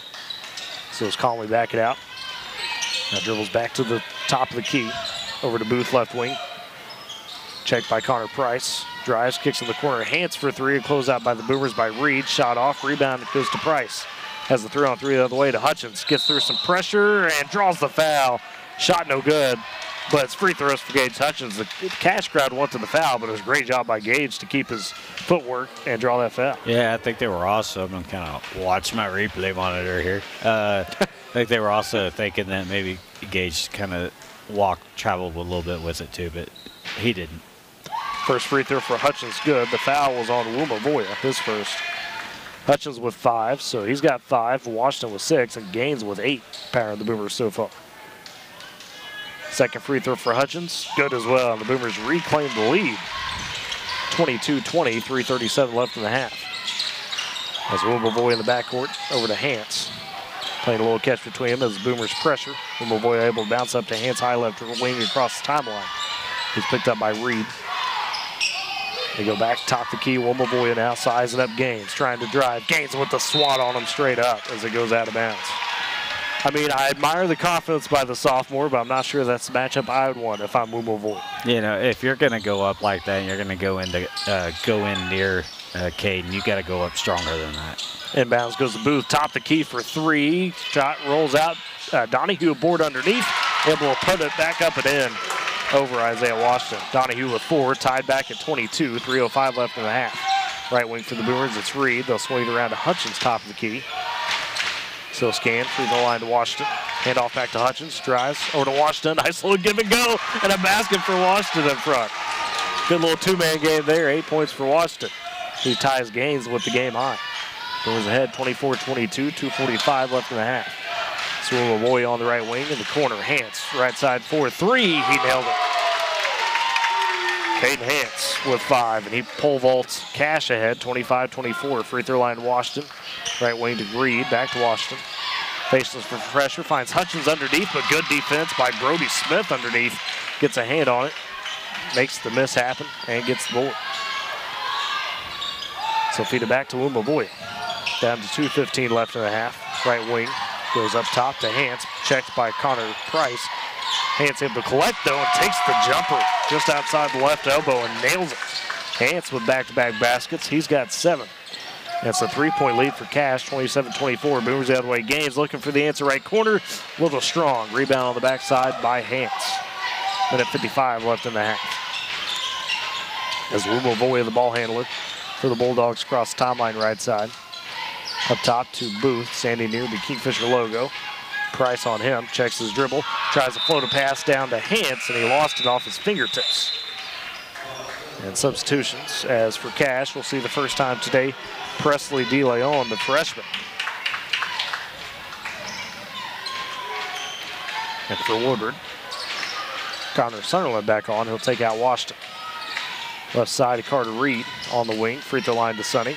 In the corner, Hutchins. Back up to Reed, top the key. Steps in, kicks over to Hutchins, trying to dump it into Gaines. Gets it there, but has to work it back out to Reed. Wants to attack on Wumavoya. Step back, the little floater on the baseline. Too strong, rebound loose. Sunderland on the floor trying to get it, but Booth collects it. So back the other way for Cash is the lead 27-24. Minute 10 left in the half. So Wumavoya on the right side. Top the key, now he wants to attack on Reed. Cut off just below the elbow. The jumper, though, sticks. Jacob Wumavoya with 5. That's a 5-point game, 29-24 in favor of the Bulldogs. 55 seconds left in the half. Price top key, left wing to Hutchins. He'll drive his right-handed floater, rims out. Rebound, though.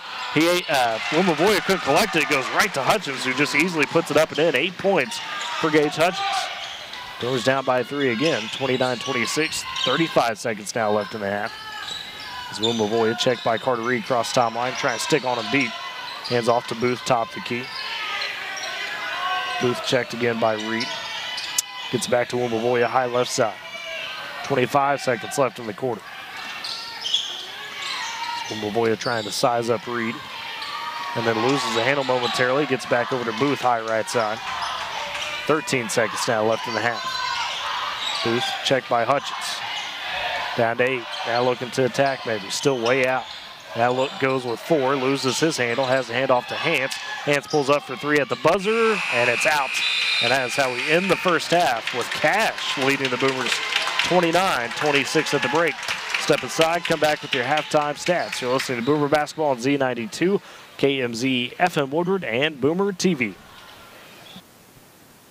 Life never stops moving. Between the 30-minute commutes, daycare pickups, and that weekend trip to Grandma's, you're racking up the miles. What you need is a tire that can keep up, like the exceptionally long-lasting Michelin Defender tire. With an 80,000-mile warranty and the safety you expect, you can lose track of the miles and focus on what really matters, the memories made along the way. Stop in today at 2220 Main in Woodward to see your local Michelin dealer, Pipe Lanes Tire. This back-to-school season, give your home the connection it deserves with Go Pioneer Fiber Internet. Experience the power of Wi-Fi 6 technology for smoother streaming, gaming, and learning. And with the Go Pioneer Smart Wi-Fi app, managing your home network is a breeze. Choose from multiple plans with symmetrical speeds for lightning-fast uploads and downloads. Get your family school-ready with Go Pioneer Fiber Internet. Sign up today at gopioneer.com. Back at the Hive at the half, the Boomers trail the Bulldogs 29-26 at the break. Let's look at your High Points Tire halftime stats for Woodward. 3 players currently with 8 points. Isaiah Washington, Caden Gaines, and Gage Hutchins all at 8 apiece. As far as the other scores, you got Carter Reed with 2 points for Cash. Getting some good performances from Caden Hance, QB1 on the football team, as well as Jeremiah Booth, each with 7. Jacob Wumavoya with 6. Brody Smith, with 5. Brody Smith had 6 off the bench, hit 2 threes in that first quarter. And then Jaden Donahue has 4 points for Cash. Quarter scoring, it was the Bulldogs winning in the first quarter 13-10, and then the Boomers tied it with Cash at 16 in the second quarter.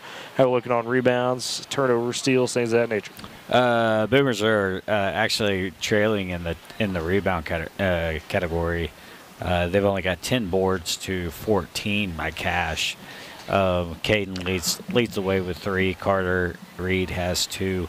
And then Hutchins, Price, and Washington each have a board. And then there's 2 team rebounds between the two on both the offensive side and defensive side of the floor. For the Boomers, turnovers, there's 6 turnovers by the Boomers to 5 by Cash. Cash is doing a good job of moving the ball. Boomers defense kind of been a little slow at times. There's only been 1 steal by the Boomers in this game. That Caden has that steal, and he also has 2 blocks. And that's the breakdown there of your other stats. And Eric, I mean, we talked about it. New Cash was going to bring the challenge, right? They're playing with house money. They know nobody would have picked him to be here, but here they are, and they've played with confidence over the last couple of weeks of the season. That is showing today, not afraid of anything.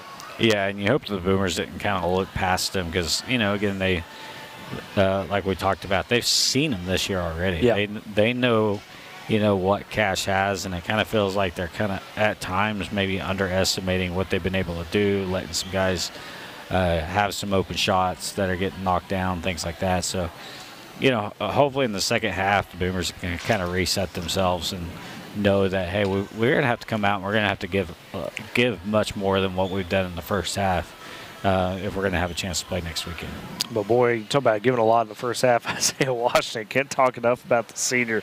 What an impact he makes off the bench. Really had a strong second quarter to help Woodward make sure they stayed tight right there when they trailed by as much as 8 early in that second quarter. Yeah, he does. And we talked about that one situation where he had a foul, that kind of jumped back with him. But then there was another situation where somebody was coming at him. He stood his ground. There was a no call on him. Watching back, I can see where they gave the no call, because he did kind of buckle at the hips a little bit right before he took the contact. But overall, Isaiah's coming in. And I talked about from the first of the season how he was the most improved player, since Coach Gaines has taken over this program, and Coach Bowers and Coach Uribe, and they work with those big guys a lot, and it's really showing in Isaiah. And he as the boys have made this run this year and done what they've been able to do, Isaiah's been a big part of that. That he has for sure, and we'll see if the Boomers can find a way to kind of heat up in the second half a little bit. That halftime recap and halftime stats. Your High Plains Tire halftime stats and recap. Visit High Plains Tire, 2220 Main Street in Woodward. It is where your dollar goes further. Also, Jeswell Chevrolet powering the scoreboard this season. Jeswell Chevrolet in Shattuck, where honesty is not just word, it's how they drive every deal. Visit JesswellChevrolet.com or call them 580-938-2122. And Pioneer, unleash tomorrow's potential with Pioneer Fiber Internet and get speed and reliability. Surf streams, stay connected with Pioneer Fiber. Boomers trail 29-26 at the half to the Cash Bulldogs. We'll step aside, take a break, come back with your keys to the second half. You're listening on Z92 and Boomer TV.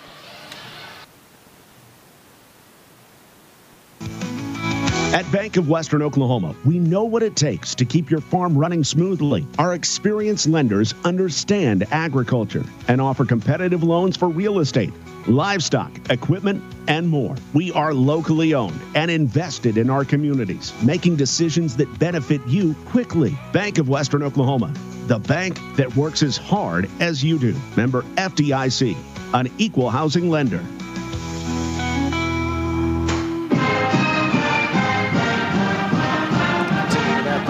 Here in Kingfisher, as we're talking about, should the Woodward boys win and advance on to area, they would play at 7:30 on Thursday. That area, by the way, in Stroud, so that's the trip they'll be making Thursday afternoon. They would be taking on the runner-up of the Catoosa Regional, which the championship game tonight in Catoosa is Fort Gibson at Catoosa. Both those teams really solid, ranked inside the top 10 in Class 4A. I believe it's Catoosa 7, Fort Gibson 10. getting the thumbs up from Mr. Kitty, so appreciate that, as he knows. So winner of that moves on to the area championship game for Fort Gibson. Catoosa, the loser, would take on the Boomers should they be able to win and advance here today. So the road's not going to get easier, surprise, surprise, after this regional if you're able to pull it out today for the Boomers. Yeah, you know that's what kind of makes playoffs, so great is you know that the next step is going to be typically the harder step. We have already played the best team in the state, once this playoffs, but when you go to the next weekend that it's going to be the best that you're going to see. And the same thing, you go to state, almost every team that's a state is the best. They are among the best, even if they made a run. And so that's what the Boomers are going to see as far as going over there to Stroud. And 4A is a tough class. It's not an easy class to play in. Across. I mean, pretty much every sport, 4A is a tough class to play in, and so the Boomers are going to have to they've got to get to work in this game though. It's not a matter like I've been guilty of it. I've been guilty of looking ahead, expecting to be in Stroud, but look up, we're down by 3 at halftime. And so in the next 16 minutes, they better put something together so they can be playing next weekend. That is definitely going to be a goal for the Boomers here. We'll talk a little college basketball because we haven't highlighted it yet today. OU is taking on Ole Miss at the moment. Sooners pulled it within 2. They trail 70, or within 1, excuse me. They trail 77-76 with just over 3 minutes left, 3.5 minutes left there against the Rebels. With that one on the road for the Sooners tonight. Oklahoma State, they'll be in action on the road as well against Baylor at 7 o'clock.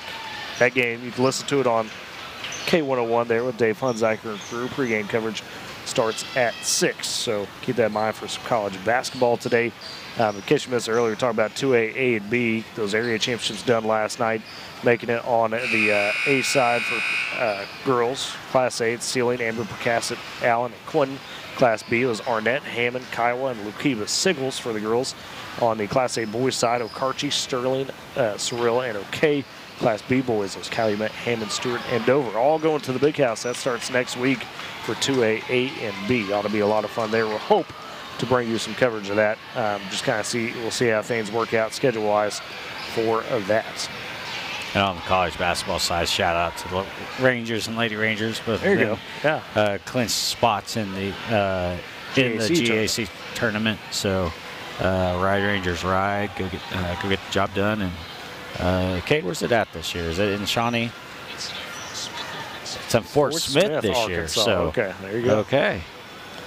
They kind of bounce it around a little bit, so sure. Change your host sites here and there. I'll tell you this: I wish they still did it in Bartlesville.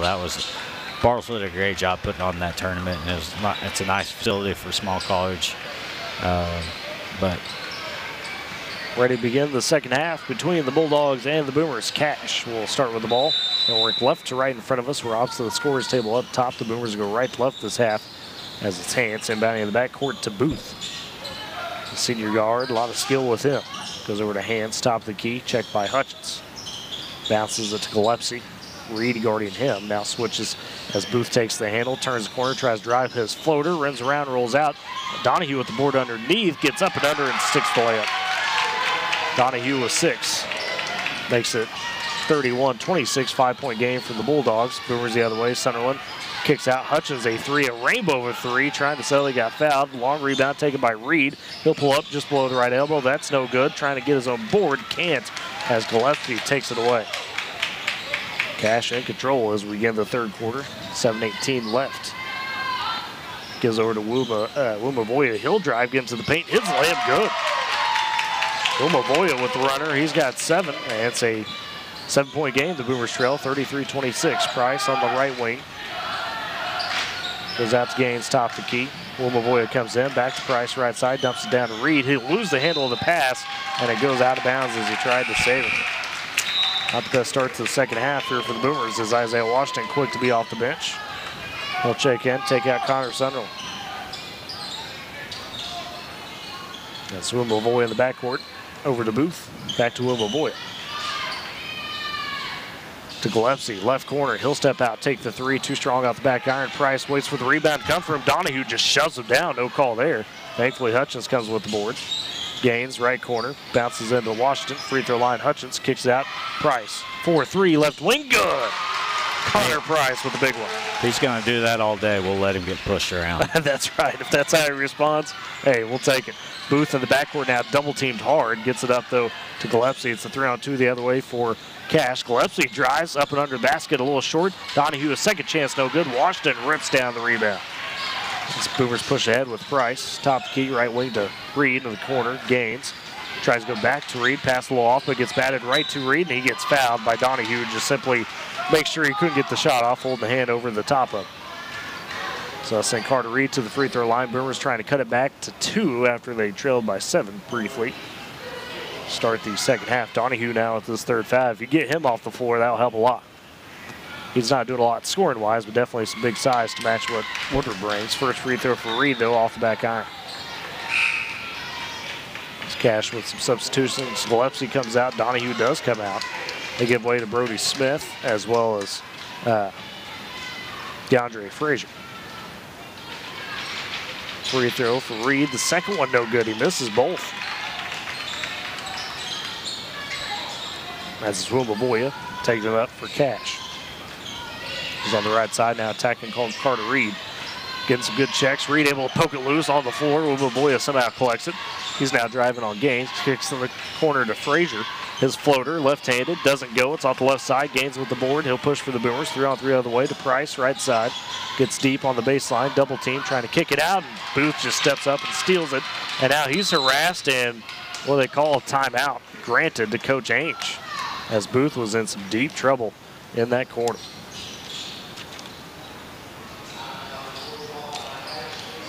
Salem State Bank, they've got a branch in Woodward. The new location, 2314 Williams Avenue. Salem State Bank Woodward branch offers full service banking, including personal checking, savings, home and commercial loans, mobile and online banking, wire transfers, and much more.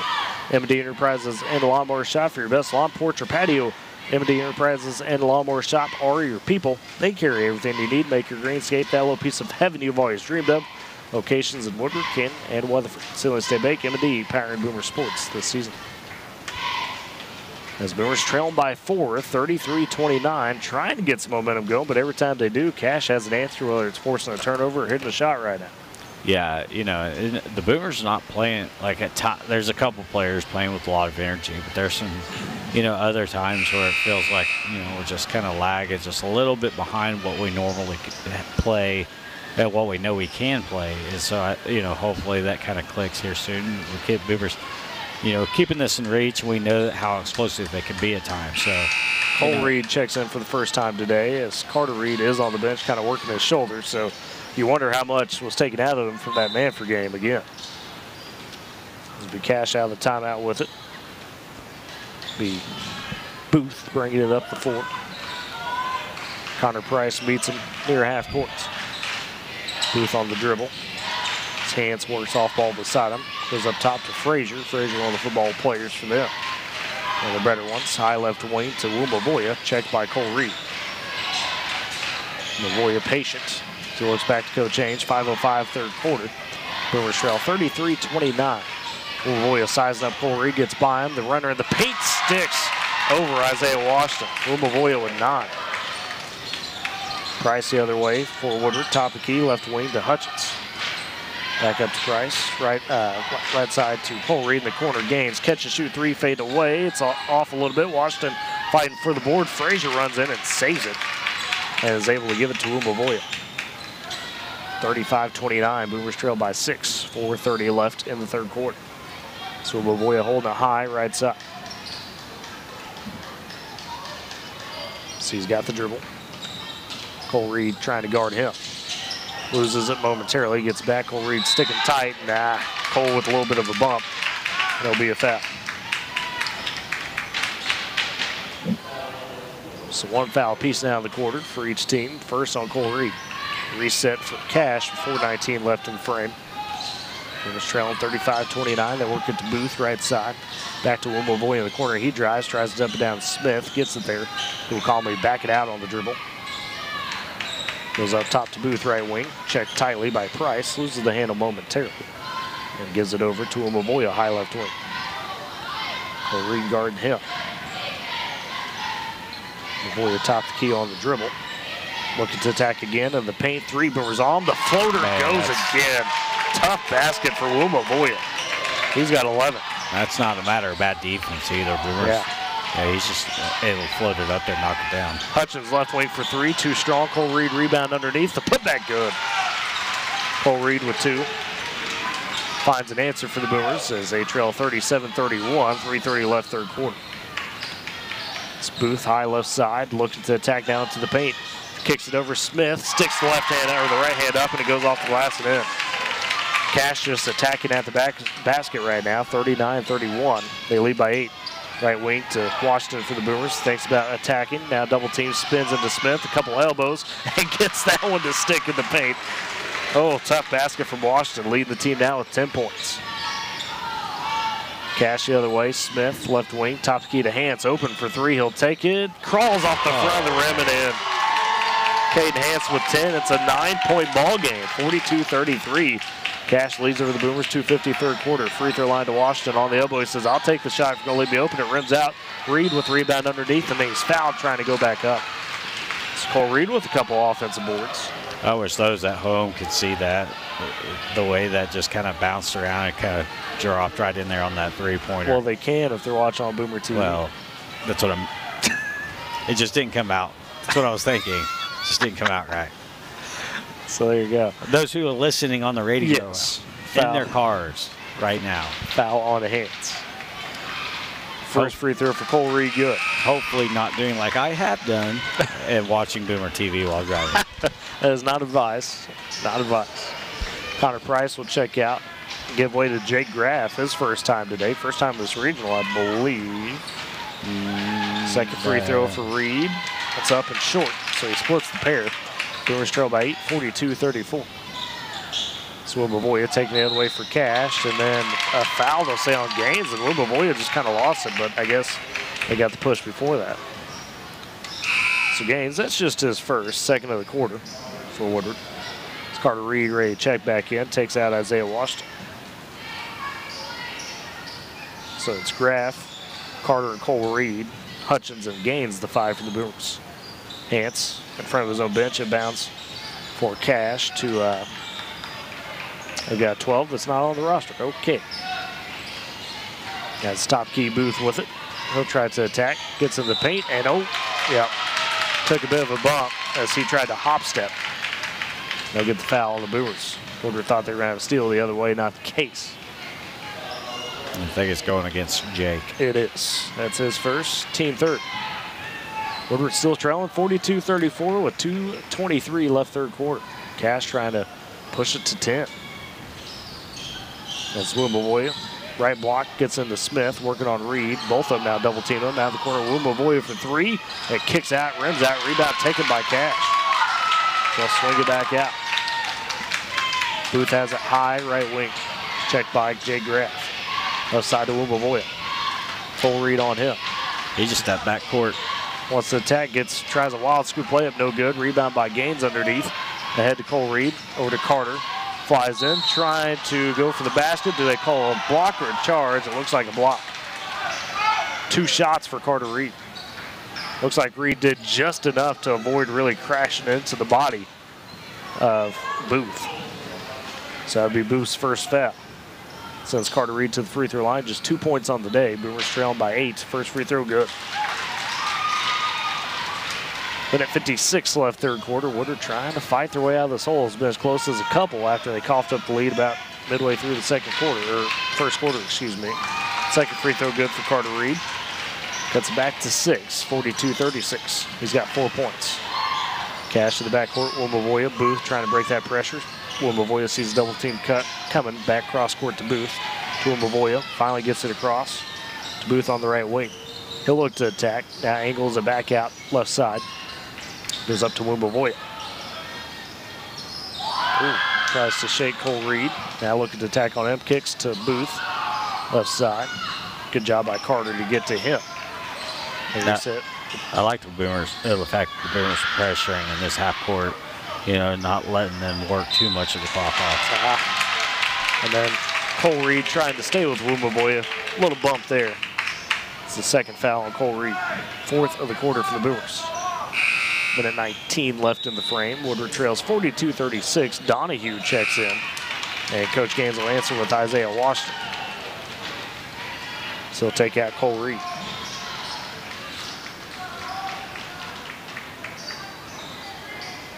It's a far side inbound for Cash. Will be Hance throwing it in.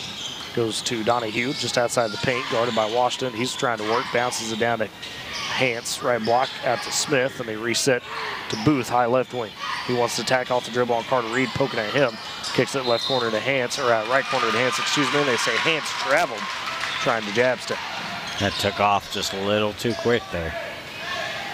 So it's a turnover there. Stop for the Boomers with 1:06 left in the quarter. They trail 42-36. Jay Graff, the ball handler for Woodward, across the timeline. Got those bright Volt green shoes. Goes over to Carter Reed, left side. He's going to hold. We'll see if the Boomers try to hold for the final shot. They might. As Carter Reed stands with it. 45 seconds left, third quarter. He's just going to be patient with it. Cash will oblige. 35 seconds left, third quarter. Carter Reed wipes the shoot. 5 on the floor is Hutchins, Washington, Graff, Gaines, and Carter Reed the 5. And that pressure comes to Carter Reed. Sends it over to Graff, right side. He'll drive to the paint, draws the foul almost. And one. Gaines would have had to follow through a slam if not. So Jay Graff able to go to the line with 19 seconds left in the quarter. They'll get the first foul on Brody Smith. Strong take by Graff.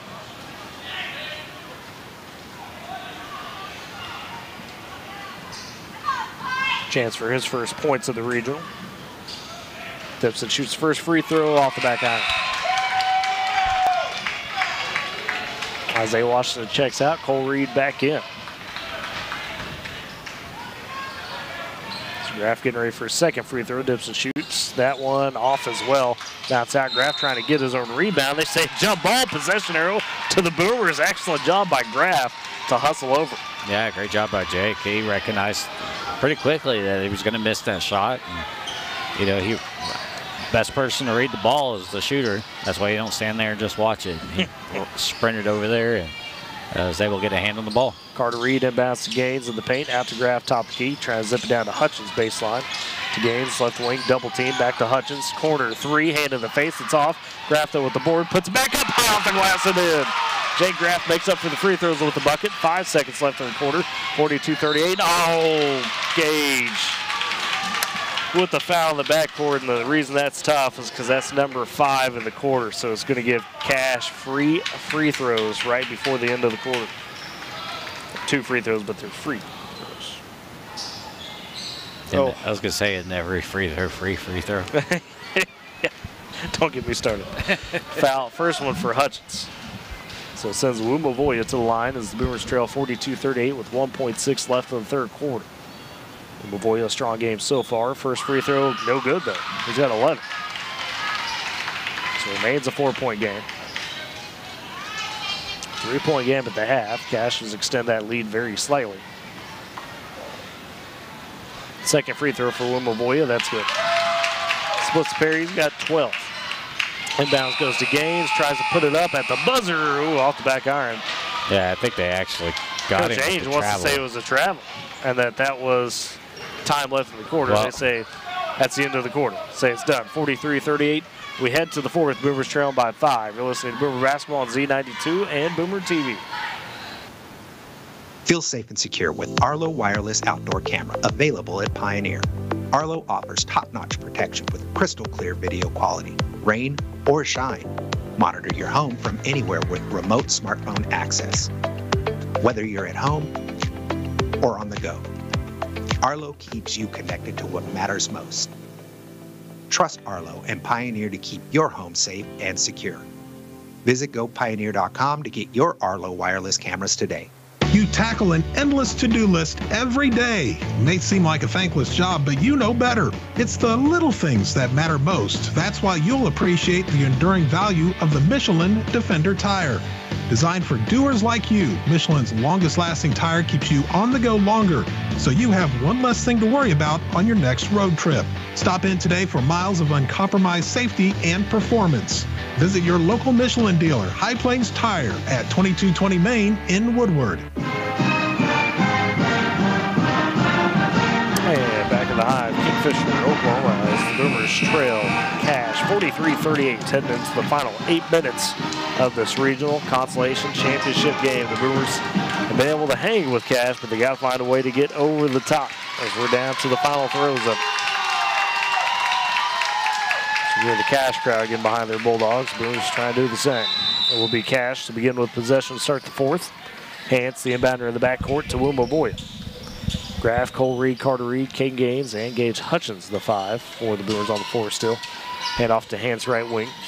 To Wumavoya, still near the corner, trying to attack on Hutchins. Cut off, double team, ripped away. Hutchins with the steal. So he's able to collect it for the Boomers. They'll push ahead. Hutchins down the right side, trying to work on Booth.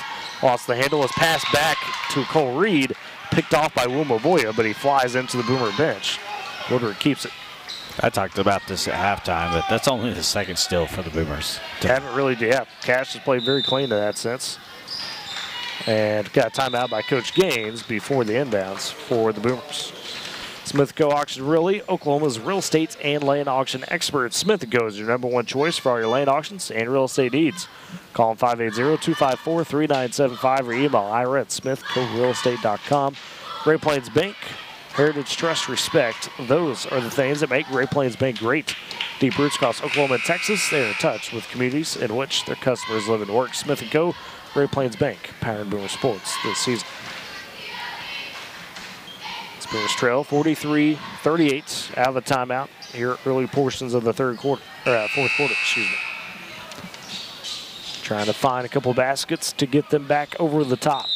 Started this game up 6-0 and 8-3, and it's been all Cache since in terms of controlling the lead. Inbounds goes to Graff, top of the key from Carter Reed, left wing to Hutchins. So dribbling right back up top, near free throw line to Gaines. On the elbow, he sees the double team. In the corner, Cole Reed takes it, he'll drive, sticks it over Donahue, too strong though on the shot. Rebound gets its way to Booth. So push ahead, got poked out to him. High left wing, Carter Reed guarding Booth. Trying to pressure him tightly. Booth spins, drives to the paint, stops, cut off, feeds it back to Smith, free throw line, and Booth will work it back out. Same spot, high left wing near the scorer's table. Now Graff guarding him. 7 minutes left in the game. Booth wanting to attack. Now gets by Graff, kicks in the corner. Hance tees up the three, so the few of them and hits another. Caden Hance with 13, and the Boomers trail by 8, 46-38. Reed the other way, gets into the paint, tries to stick the layup, it rims out from the right block. Carter Reed can't finish that one, and now they got a foul in the backcourt on one of the Reeds as Cole and Carter were on Wumavoya, and they get Carter Reed for his first. 6:42 left in the ball game. Boomers trail by, they'll say Cache traveled with it because the Hance went alongside the baseline, wasn't supposed to. Yeah, it's, and that's kind of confusing whenever there's an out of bounds where he was standing because, made basket, you have the baseline to run, but not on it wasn't a made basket. It was, right. Yeah. So inbounds for the Boomers goes up to Hutchins top key, down to Cole Reed trying to stick it over Donahue, no good. Rebound poked out.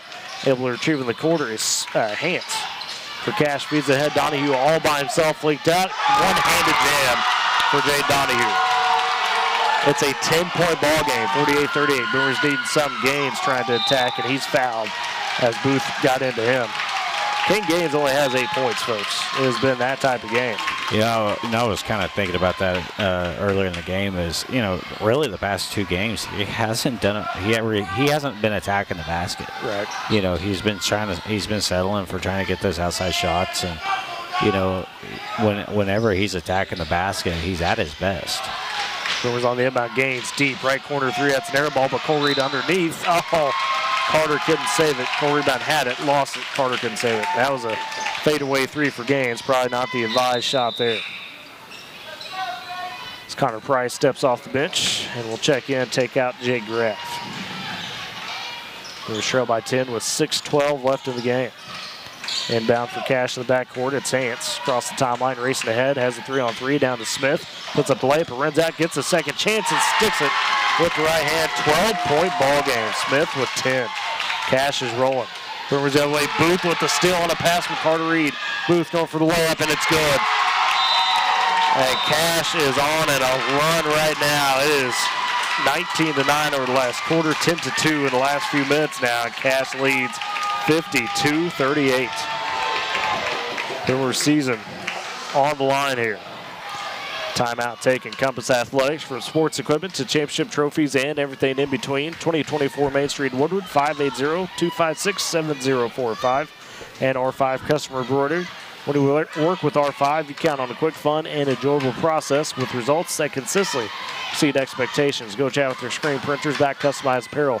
817 Main Street, Woodward, or 580-256-3579. Compass Athletics R5, powering Boomer Sports this season.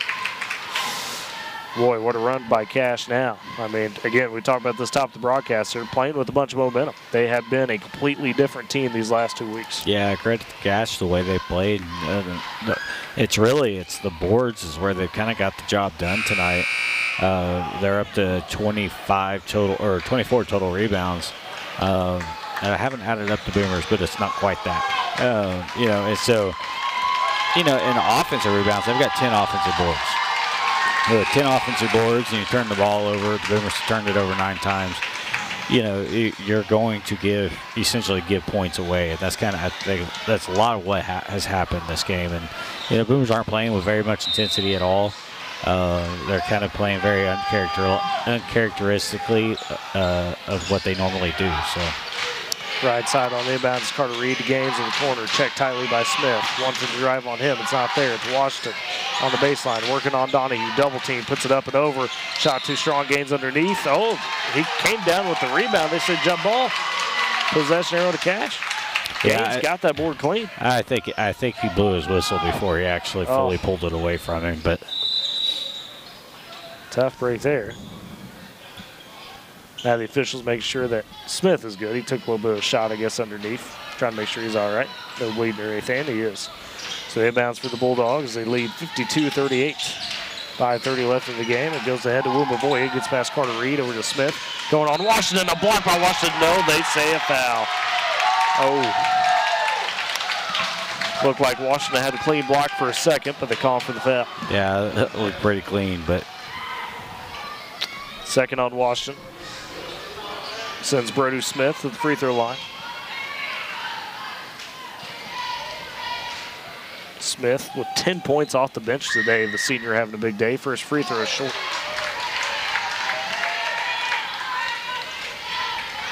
.5:30 even left in the game. Boomers trailed by 12, or by 14, excuse me. Second free throw coming. That one good. 15-point ball game. Smith with 11. 53-38, Boomers the other way. Carter Reed hands off to Connor Price. Gets the free throw line cut off, out to Reed. Gets into the paint, pulls up. Laner, the runner, too strong. Off the back iron, Donahue trying to get the board down. Another jump ball. Good job by Reed to follow it and force that one. Possession arrow sticks with the Boomers. He gains the inbounder beneath the right block. Looking to inbound it, goes up top to Price. Batted away though by Wumavoya. He steals it, goes for layup and good. Cash threatening to run away with this one as they lead 55-38. Boomers the other way, Carter Reed top the key. Right side to Hutchins, he'll drive and trying to attack, draws the foul on Donahue. That's 4 on Donahue. And finally, some life for the Boomers. Hutchins tries to take the free throws.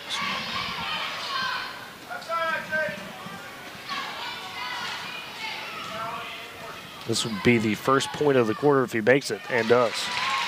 Say 12-1, fourth quarter right now, favorite Cash. Yeah, we're almost 3 full minutes into the quarter. Like I said, very uncharacteristic for the Boomers this game. Hutchins with 9. Second free throw on the way. That pops out. Rebound taken by Cash underneath and Hans. So he splits the pair, 55-39. Boomers trail with 5 minutes left. Cash trying to work it across. Hans gets it there, runs into the double team, finds Wumavoya. High right wing. Kicks over to Booth, left side. He'll back it out. Carter Reed on him.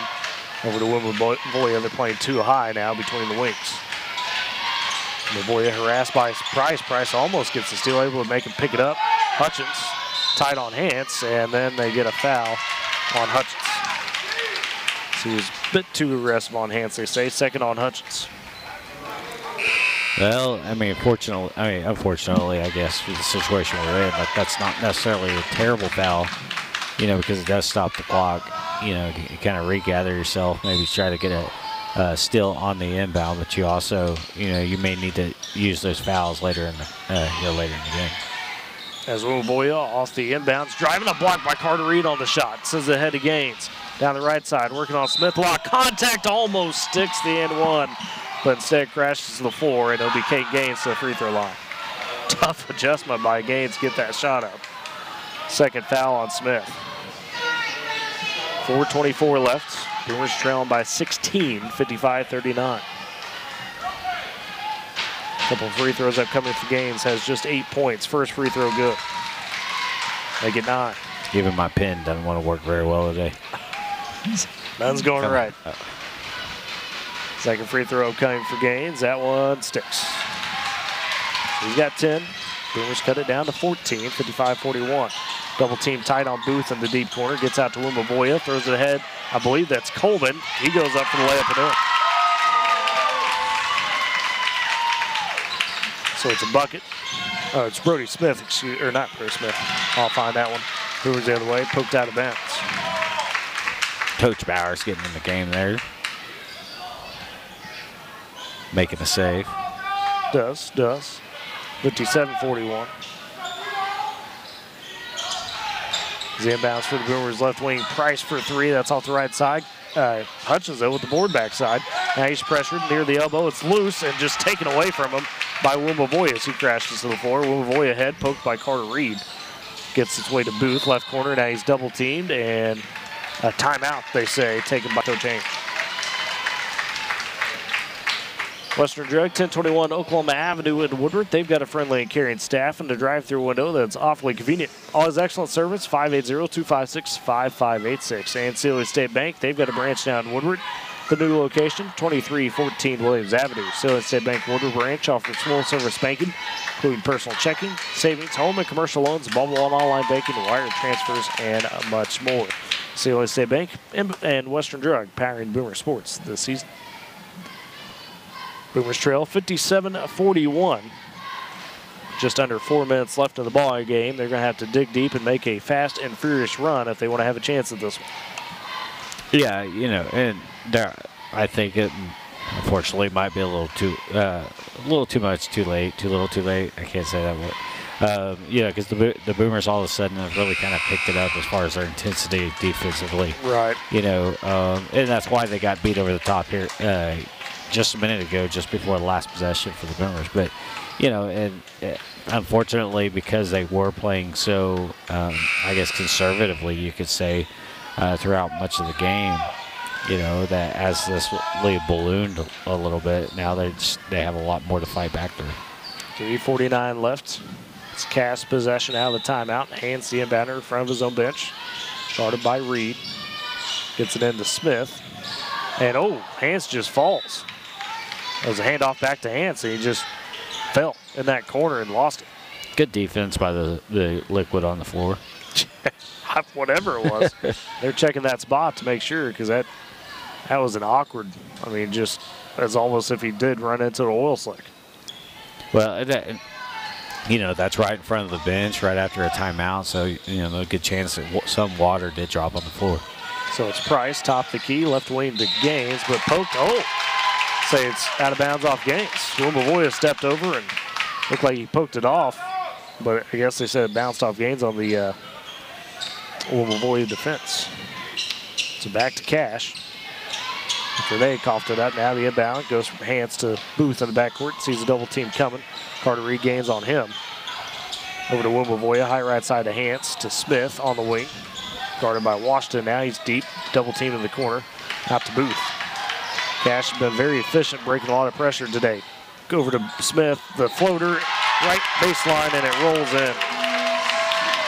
Brody Smith with another basket. He's got 13 off the bench today for the senior. Gains the right side for the Boomers, steps in, tries to make a pass, gets his way over to Hutchins. He'll drive, tries to stick layup. Can't. Gains though with the follow through. One-handed, good. 59-43, Boomers trail still by 16 with 3 minutes left. Hance stand on the baseline a long time. Finally, the inbounds poked out of bounds by the Boomers. As Donahue will check in. He's got 4 fouls, 8 points. Hance will again be the inbounder beneath the left block. Bounces it to Smith. Back to Hance, over to Booth, right side, or left side, excuse me, open. Sees double team there in the corner. Throws over to Smith, deep corner, and Reed making him make a awkward pass, but unfortunately it bounces off Isaiah Washington as it got to his foot and just ricocheted off his leg. 2:45 left. Cash going to continue to try to play keep away. As it's Hance on the far side and bounce to Donahue. Tight on Washington. Donahue up and under and gets it up and in. Stuck off the back iron. 10 for Jaden Donahue. Boomers the other way, trailing 61-43. Price trying to bounce the baseline. Punches what there. Another turnover for Woodward. Throw it ahead to Booth. He drives, kicks over to Donahue. Oh, a tough adjustment by Donahue up and under. Sticks it. It's a 20-point game, 63-43 with 2:18 left. Gains a 3 right side. That's too strong. Rebound by Smith. Cash ahead again. Donahue down the left side. Over to Hance, back to Donahue. Goes for another layup, draws the foul. And he'll go to the free throw line. 2:07 left in the game. Cash going to push this, potentially 22. As Carter Reed picks up his second foul.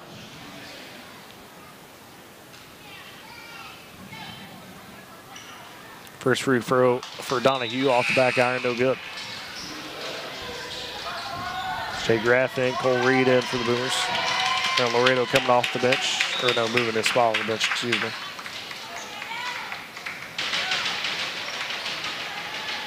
Donahue's second free throw, that's no good as well. Falls as miss, and then they whistled for the substitution. As Laredo checks in for the Boomers, takes out Carter Reed. Tough day for the seniors. Isaiah Washington, Connor Price, Connor Setterling, Carter Reed. Those guys, Gaines the other way for 3 for the Boomers. Rims out right corner. No good. Rebound taken by Hance. Feed ahead to Donahue. Down to a minute 50 left and a turnover by Cash as Clepsy can't keep up with it. 63-43 the score. Cash in control. The story for the Bulldogs. 12-16 on the season. They're going to get to area at 13-16. Gaines quick pull of 3, nails that one top the key. He's got 15.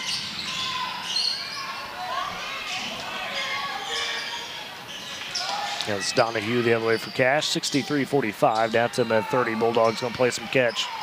Booth high right wing, left side to Hance. Guarded tightly by Hutchins. He almost stepped on the half-court line. Somebody got to Booth and the Laredo fouls. He was tiptoeing, was Hance.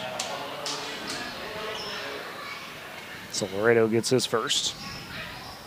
Team 5th, and will send Booth to the free throw line. Minute 26 left.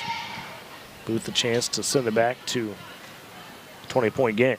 First free throw up is good. 10 points for Booth. Unfortunately, this is where that matchup against Weatherford to open, regionals is so tough because you had some momentum going. You had to go in and start regionals with a team like Weatherford and lose the game. And because it forced you into regional consolation bracket, which is the Boomers won yesterday, but it forced them to play early today, and I think that played a factor into the way the Boomers have played today. And again, combine that with the way that the Cash has really turned the quarter as a team. It's just all factors kind of going against you. Second free throw for Booth, good. 5 Bulldogs in double figures today. Gaines the other way, quick leaner of a 3 from the right wing, no good. Donahue with the board. Gaines trying to fly and rip it away from him. He's able to get it back to Wilmavoya. 65-46, Cash leads. They'll push ahead to Gillespie. He gets open backside, puts a play up. It's short. Donahue with the follow through, no good. Fight for the board. Graff comes up with it, middle left. Graff trying to push ahead for the Boomers. Gets it to Cole Reed. He'll drive. Euro step through the lane. A little floater. Nice touch over Jeremiah Booth. Cole Reed with the basket. He's got 5. Donahue gets open again the other way, leaking out, and just sends it home with layup up and under. 14 points for him, 67-48. Down to 40 seconds left. Jake Graff, mid-range, the jumper right side, rims out, rebound fought for. Swimavoya taking it. 35 seconds. They push ahead to Donahue again, going for another layup, gets it to stick and one. Donahue with 16. And so let's see who the foul is going to be on there. It's going to go against Gage. And it will be on Gage Hutchins. And Coach Gaines emptying her bench. See Luke Talley, Jesse Treese, Crosby Reed, Mason Boring, and Grayson Roach, the 5 hidden before. The Boomer season going to be coming to a close today. Going to finish the year at, what would they be at? 18-9 now? 18-7. 18-7, right, because they're 18-6. That's how math works. Yeah, thank you. First free throw for Donahue, good. Or the and one, I should say. He's got 17, he'll check out. Gets ovation a little bit from the Cash crowd. The Crosby Reed taking up the floor for the Boomers with 28 seconds as they trail 70-48. Talley, deep right wing 3, comes up short. Rebound by Roach. He'll drive in, tries to get the layup, no good, too strong there. Cash saving it. Oh my goodness, I don't know how you save that one. That was a crazy save for the Bulldogs. That one by Chandler Lima. And now pulling back out, Jagger Wyatt down to 4, 3, 2, and 1. That's it. The Bulldogs pull off the upset over the Boomers, 70-48. They claim the Regional Consolation Championship. Woodward, their season comes to a close at 18-7 today. We'll step aside for break. Come back with your post-game stats. You're listening to Boomer Basketball on Z92 and Boomer TV. Life never stops moving. Between the 30-minute commutes, daycare pickups, and that weekend trip to Grandma's, you're racking up the miles. What you need is a tire that can keep up, like the exceptionally long-lasting Michelin Defender tire.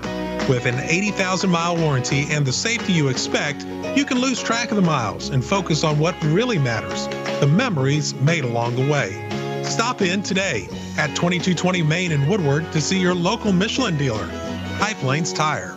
Tired of complicated Wi-Fi management? Go Pioneer Smart Wi-Fi makes it easy. With Go Pioneer Smart Wi-Fi, you can set your Wi-Fi password, view all your connected devices, and even run speed tests all from your phone. Need to set up parental controls? No problem. Simple, smart, secure. Stay connected and in control with Go Pioneer Smart Wi-Fi. Visit GoPioneer.com to learn more.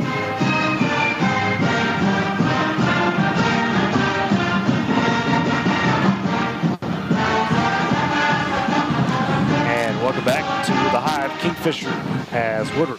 The boys fall 70-48 in the Regional Consolation Championship game to the Cash Bulldogs. The Bulldogs going to areas at 13-16 on the season. 7-1 now in their last 8 games.